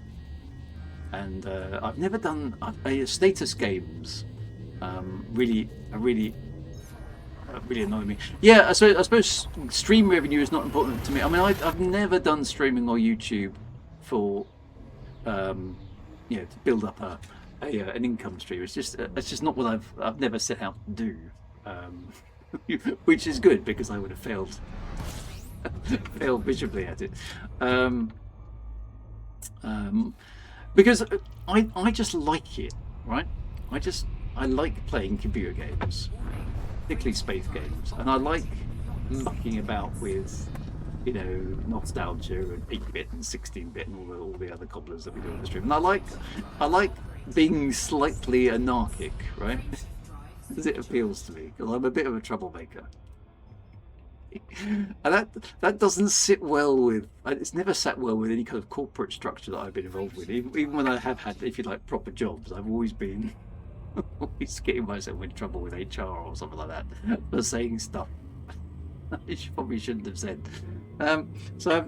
Which may have prevented me from reaching the upper echelons of my career. I'm me. Okay, what you see is what you get. So I'm not. I don't understand most. I mean, how long have I been streaming now? Years, probably a decade, right? I still have got no idea how most of it works. People go, "Hey, there's some bits, and there's some doodads and some things, and they have flashy overlays on their screen which do stuff." It's just total. As far as I'm concerned, witchcraft. I have no idea, and crucially, I don't really have any interest in it either. Right. Okay. Hang on a minute. I've just lost my hyperspace log. So I'm not. I suspect, as a result, that I'm not a particularly valuable asset in terms of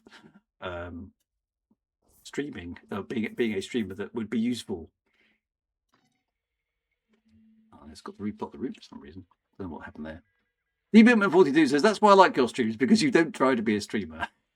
No, and I'd say I'm not dependent. I mean, the amount of money I get from Twitch and YouTube and stuff is relatively minuscule. I mean, hats off, literally, to people like Obsidian Ant, who effectively made a career out of YouTube. I mean, that's great, right?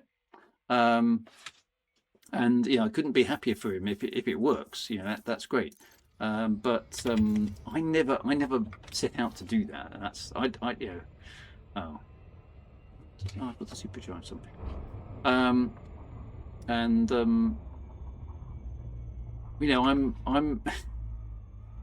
I'm just me. I like playing space video games, and I do have opinions on things, as you probably could tell, and they're not always flattering, but they are usually honest, right? And I've usually got a reason for the things that I do, or the things that I say. And I try not to be unfair with my criticism. I may have been at times, but I try not to be. And crucially, I don't want to be in a situation whereby I'm compelled to say something because I have to be aligned with somebody, because the problem is if somebody makes a mistake. Is that a black hole? Oh, no, it's not. It's coming in too fast to see the neutron star. So I like being independent because I can say whatever the hell I like. Right. Do I mean maligned? I don't know what I mean, really.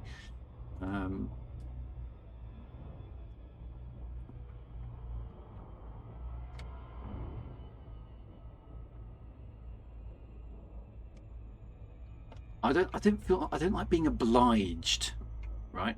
I don't like being obliged to toe a party line. I just can't do it. It's just not wired into me, right? So if I think something is crap, or I think somebody's behaved badly, then I'll probably call it out. Other than NDAs, which I respect because I understand why people have NDAs, but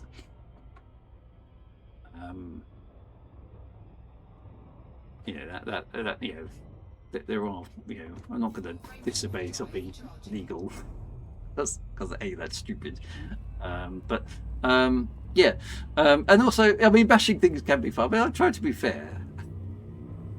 I mean, I do rather enjoy taking the mickey out of the gauntlet, because I mean, why not after all we did?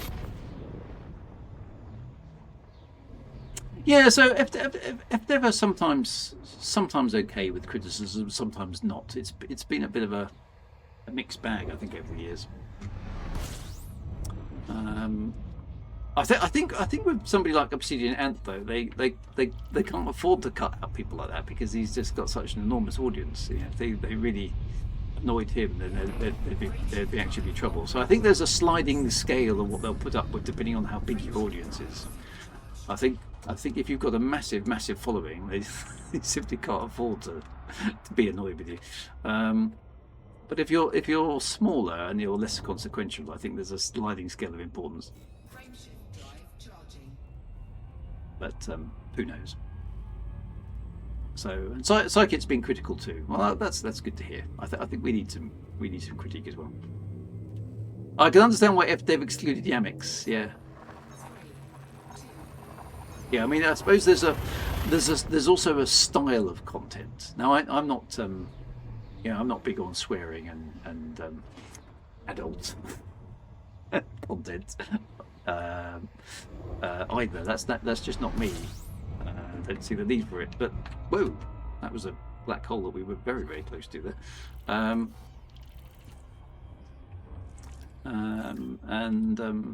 Yeah, so I can understand if the style doesn't align with what you're doing, that's fair and reasonable. And if you make your living by always criticising, no matter whether the content has got some merit or not, then that's difficult as well. And like you say, insulting rather than being critic. I don't think I've ever insulted them. I've definitely critiqued them a few times. And of course, you've also got to bear in mind that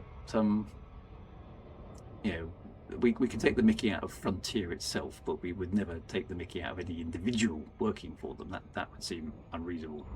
I mean, if they step into the community space and they do something odd, then that's slightly different.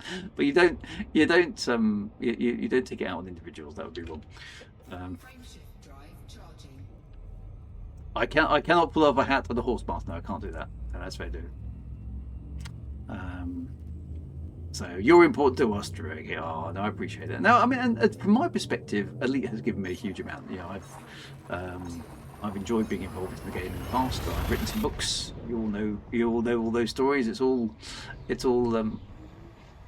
ancient history now, and I still like being involved. And I've had many opportunities as a result of Elite, so I've got a big part to play. And I just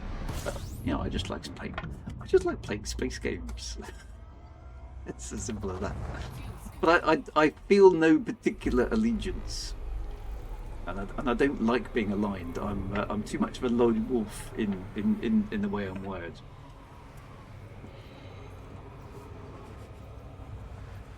I suppose I've got that. It might be a British or it might be a Canadian kind of thing. I don't know. I always favour the underdog in any kind of conflict. It's like, who's the one least equipped to win this fight? Let's go and join them. Fuel scoop disengaged. Frameshift drive charging.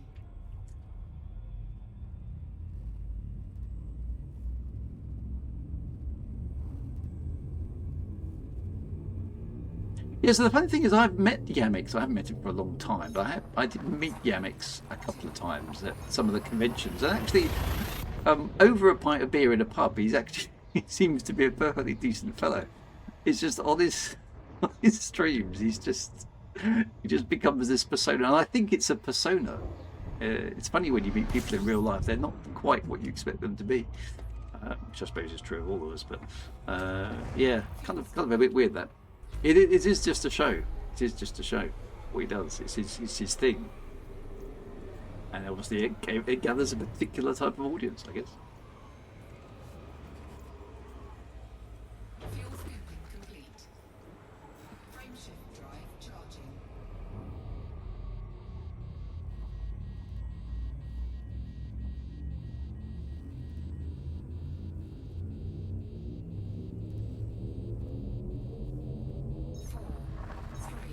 How are we doing? Are we there yet? Oh, we're there yet. Outrage content does quite well on YouTube, and that's fair, isn't it? I understand why. Alice is now trying to imagine Drew with a completely different. But no, to be honest, in what you see is pretty much what you get with me. Whoa! Yeah, that is a very dangerous-looking neutron star. I'm not really one for theatre. An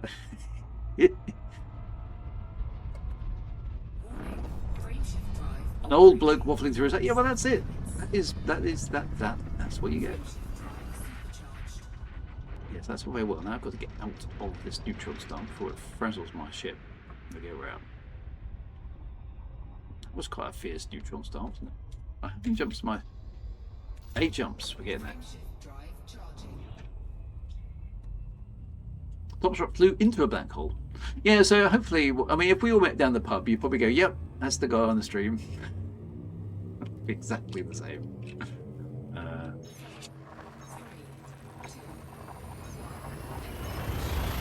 Commander Grim, after any plans after DWC? Well, other games are beckoning a little bit. I've been given a game by a stream member that I really who gifted it to me some while back. So I feel I should really do justice to that at some point. So I may take a little break from Elite actually, while we wait for the operations thingamajig to go and explore a different game. We'll see how that transpires.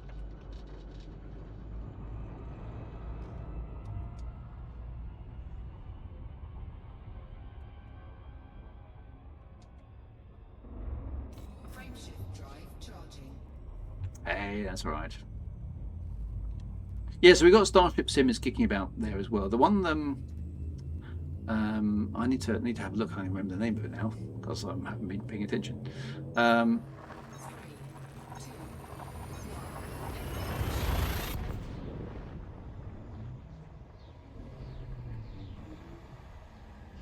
Almost there. We've got all the neutron jumps at the end, which is quite nice. This is how we start off, wasn't it? Lots of neutron stars.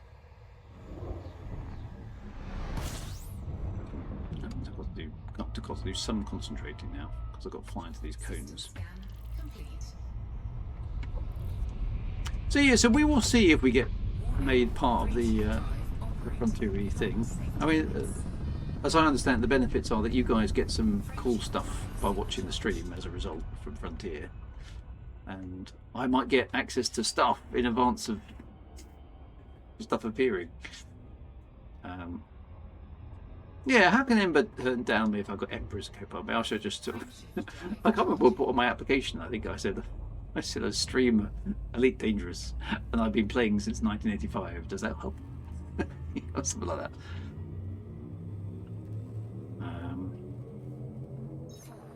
Well, Top Shot, it's going to depend an awful lot on whether we get over this story with the plant. I mean, it's got to go somewhere, one assumes, at some point. Starship, the one that where is most of my Steam? Let me just open Steam for a moment. Oh, that's loading.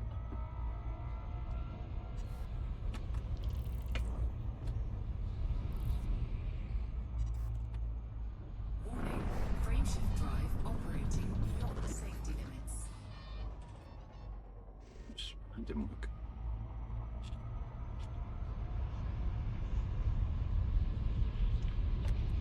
Don't cross the stream, Drew. Warning, frameshift drive operating beyond safety limits. Frameshift drive supercharged. Yeah.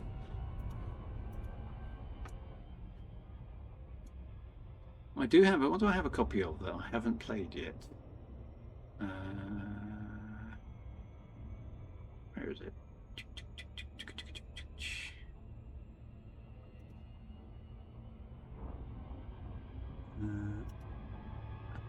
Oh yeah, Starfield, or the Bethesda one. So yeah, Starfield.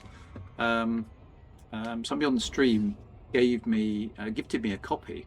I'll look up all the details in a bit because I haven't got my notes in front of me. So and I've not even fired it up yet deliberately. Because I wanted to do that on stream and do first impressions and all that kind of good stuff. So I think we might take a detour into Starfield for a bit, and while we wait for operations. When is operations now due? It's summer, isn't it? June time. Shipbuilding is very good. Yeah, so I've heard about that. It's June, so we've got a little bit of time. What is it? End of June? Maybe if it arrives. I think we might hop over to. Starfield for a bit, so I'm going to queue that one up and we'll go take a look. Be a nice palate cleanser after all this Distant Worlds 3 stuff. Warning, frameshift drive operating beyond safety limits. Frameshift drive supercharged. Frameshift drive charging. June at last we heard. So we're at the beginning of May, aren't we?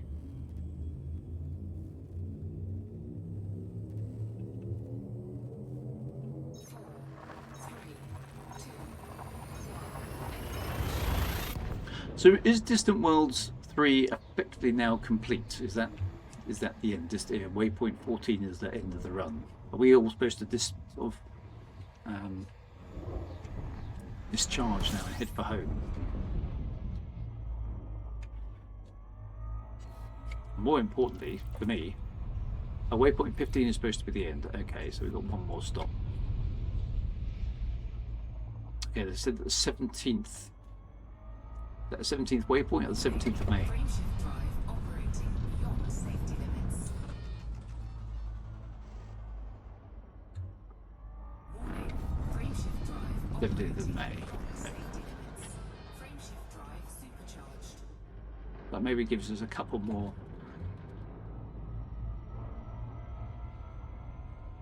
Couple more streams then maybe, yeah. Okay.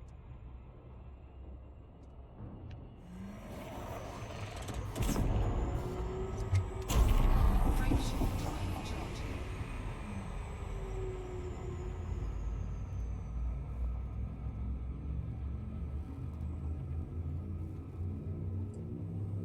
There are celebrations planned next weekend. Cool. Okay, so maybe we'll do one more stream, just finish off just well, 3 then, and then we'll pop over to Starfield for a bit while we wait for operations to appear. So I'd like to have a poke around in Starfield. Have I tried the new ship? No, I haven't tried the new ship yet because I haven't been to a space station to be able to get one. Warning.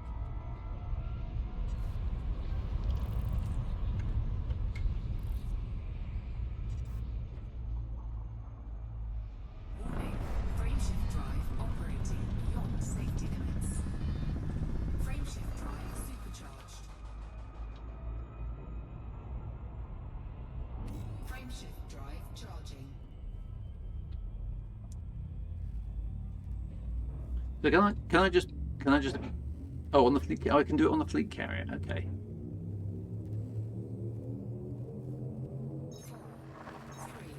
2,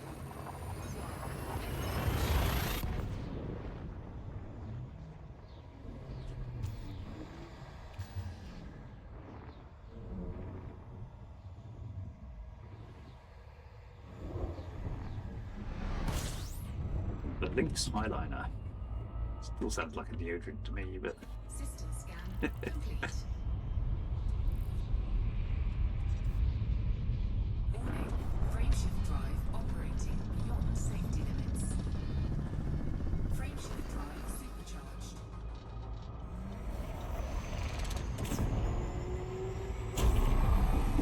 Frameshift drive charging.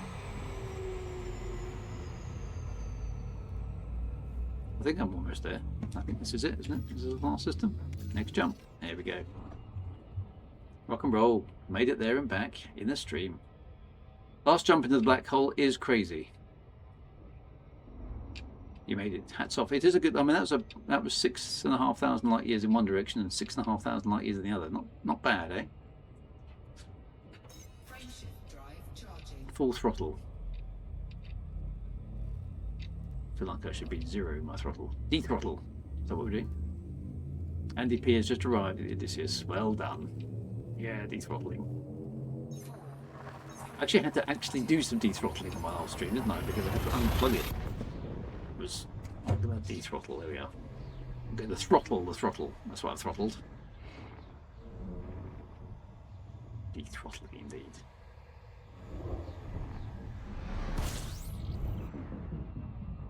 Yeah, look, see, I got my speed to 0. Okay, so we are...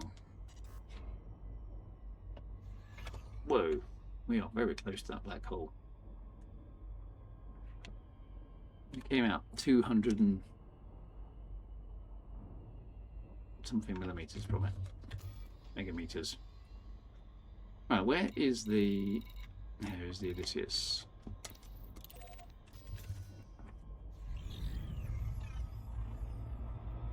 It's a shame black holes aren't a bit more scary than Elite Dangerous. It feels like black holes are a long overdue update. It should have a nice accretion disk like what's that other game? Not game. Planetarium Simulator. Space Engine. They look much better in Space Engine. 13k round trip, not bad. Especially for the ones not flying a Caspian. Yes, well done, commanders. Yeah. No accretion discs like in Mass Effect. Yeah, the Mass Effect ones were cool as well, weren't they? But I like accretion discs. They look cool.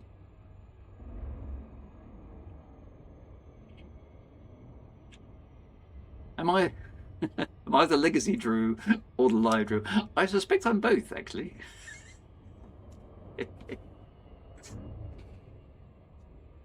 07, by the way, yes. Thank you very much. How is my FSD? I don't know. How badly knackered as is my FSD?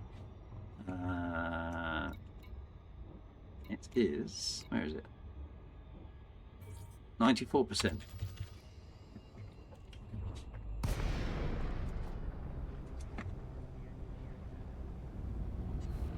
I'm sure to just do. Sound like a sausage project.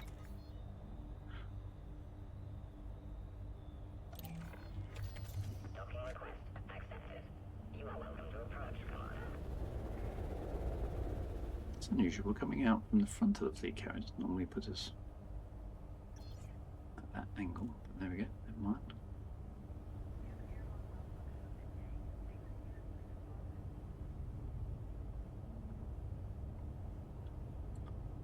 Don't carsh into the carrier. I'll do my best not to carsh. Carshing is a bad thing. Nobody wants to carsh at the end of this stream, do they?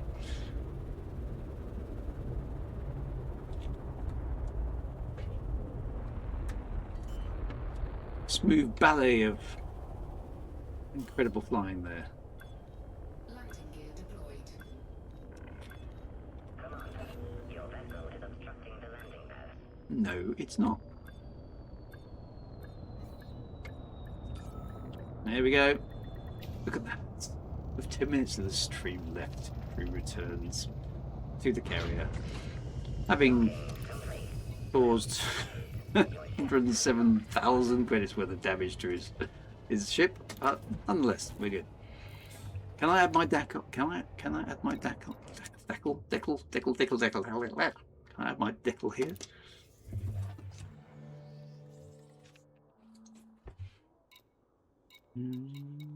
Should be hard. Livery? It's livery, isn't it? Decked out with decals. Stick a thing. Let's do that. I can't remember what decals I've got on this ship, if any actually. Probably got just my Exploration Elite ones. And then they spot that by putting Elite 2, Elite 3, Elite 4, and Elite 5, and all that cobblers. I can't be doing with that. Just Elite. That'll be fine. What have I got on here? I've got the Caspian one, by the look of it. Paint job. Wait, where did you do it? Oh, decals. There we go. Right, so I've got the Caspian Explorer Owners Club. My founder decal. My other founder decal. So, where? Oh, there we are. Look, it's there. Cool. So where shall I stick it? So that one's on the front of the ship, presumably. See, this one's not right either because it's missing an apostrophe. See, there should be an apostrophe there.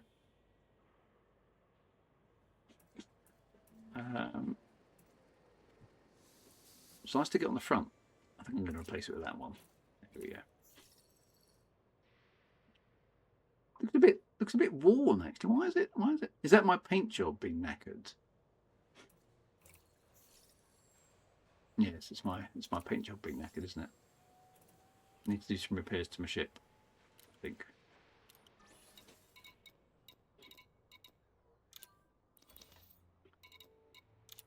Let's fix everything.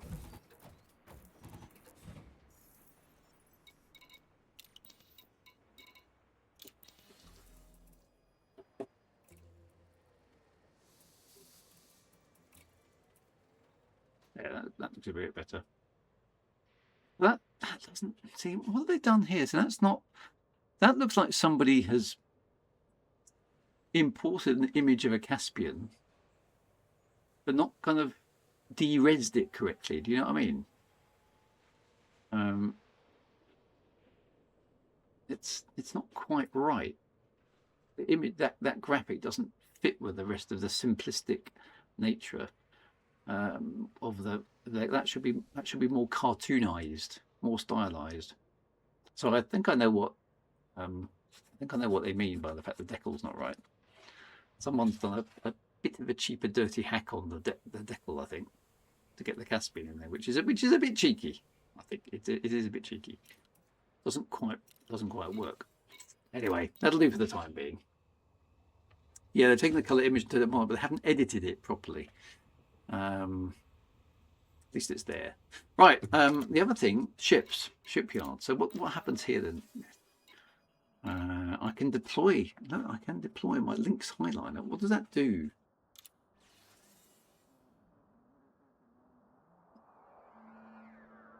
How?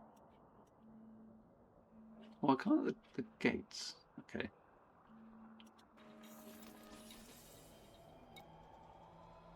Right. So that's deployed. So does that? I need to.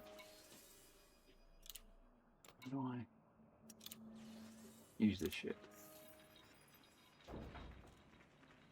Okay. So let's just disembark and have a quick look about. Ooh, hello, where are we? Ooh, No gravity. Magnetic contact active. hello. Oh, they actually stand on board the... Well, that's actually rather neat. I wonder if I'll be able to retrofit that to some of the other ships. So we can't go through the doors, obviously, but you are sort of... It's kind of ship interiors, but it's a very, very small piece of ship interiors. I like the fact you come down the ramp, though. That is quite nice. Okay, that's worth it on its own. Oh, look, the top shot's clamping up the other side. Check the windows from the outside. Okay, so the windows do have a little bit of space in them, don't they? That's quite nice. And there's another ramp here. Ooh. There's two ramps. So this is how the ramp should have worked in the first place, isn't it? Okay, so your boarding teleport thing is basically just on board the thing, but that's an improvement, isn't it? I mean, it's not ship interiors, but it's starting to make the game feel a little bit more like it's actually really a ship. It starts to give a better sense of scale. I mean, that's an improvement. Now, if they could do that, I wonder if they can, if there is ways of doing other things, because that's possible. Obviously, you can't, presumably, you can't do that in flight. I think the main problem is that it's not in flight, is it? But it's quite nicely done. It does, that does redeem the ship a bit. The fact that you can do stuff like that, doesn't it? What does it look like from the back? Yeah, it'd be nice if they can put the circle inside or at the top of boarding ramps and things. That would be quite a nice quality of life improvement. Looks quite cool from the back, doesn't it?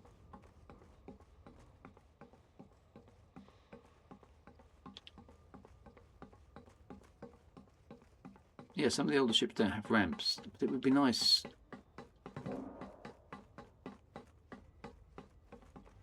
Nice to do stuff like that.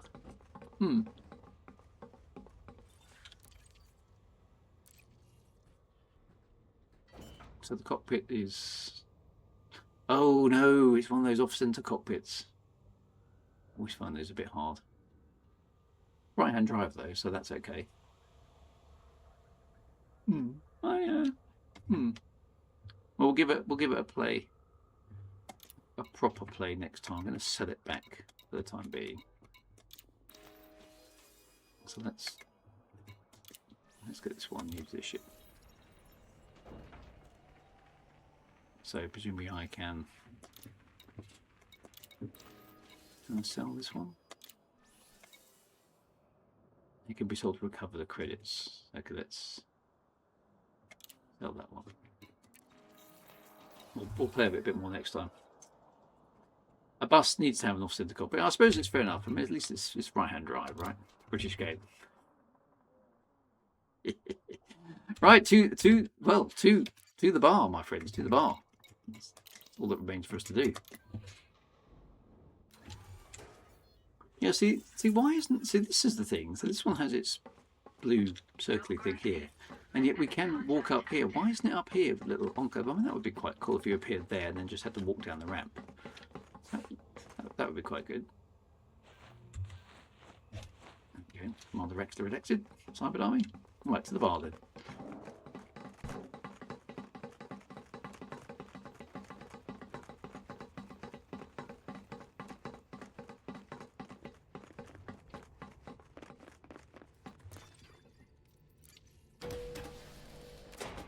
It's for you UK people driving on the wrong side, yeah, I know.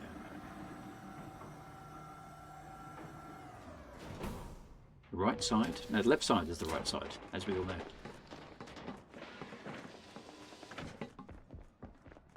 Ship porches confirmed. Yeah, I mean it's not quite ship interiors, but it's kind of a bit meaningful. There is everybody. Yay! Hello everyone. Minus 1 liberty. There we go. Yay! That was quite a good run actually, wasn't it? 13,000 light years in 2 hours. Not bad at all. Not bad at all. Right. Okay, well, my friends, it remains only for me to thank you very much for watching the stream.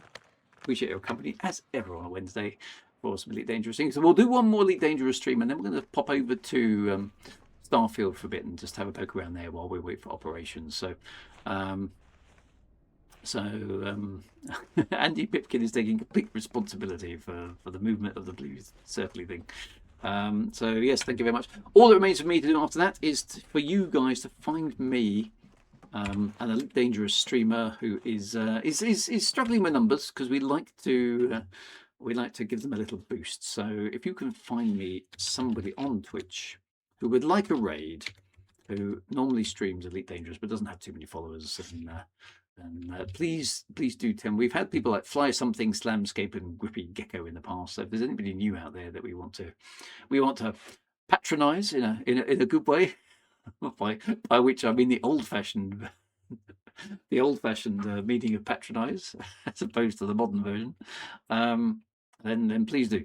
And yes, iWar 2 will continue on Monday now that we actually got the game to work. So that should be quite good as well.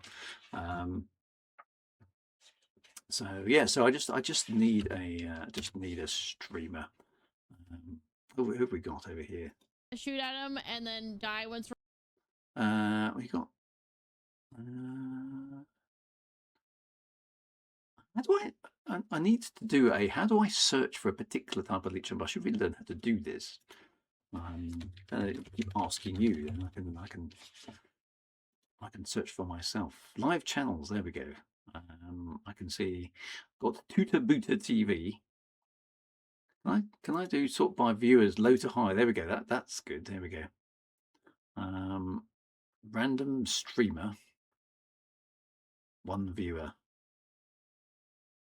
In French. Won't be able to understand that. Wow, I'm not sure. Realise you guys can't see this because I'm looking at the screen. Elite Dangerous. Oh, we should go and give them let's give them a go. They'll appreciate it. They are French, but they're lovely, so that's good. How many viewers have they got? They've got 25. Well, that's not bad. We'll go over there. Take care, my friends. Be good. I'm going to send you over there and say bonjour or bonsoir to Elite Dangerous.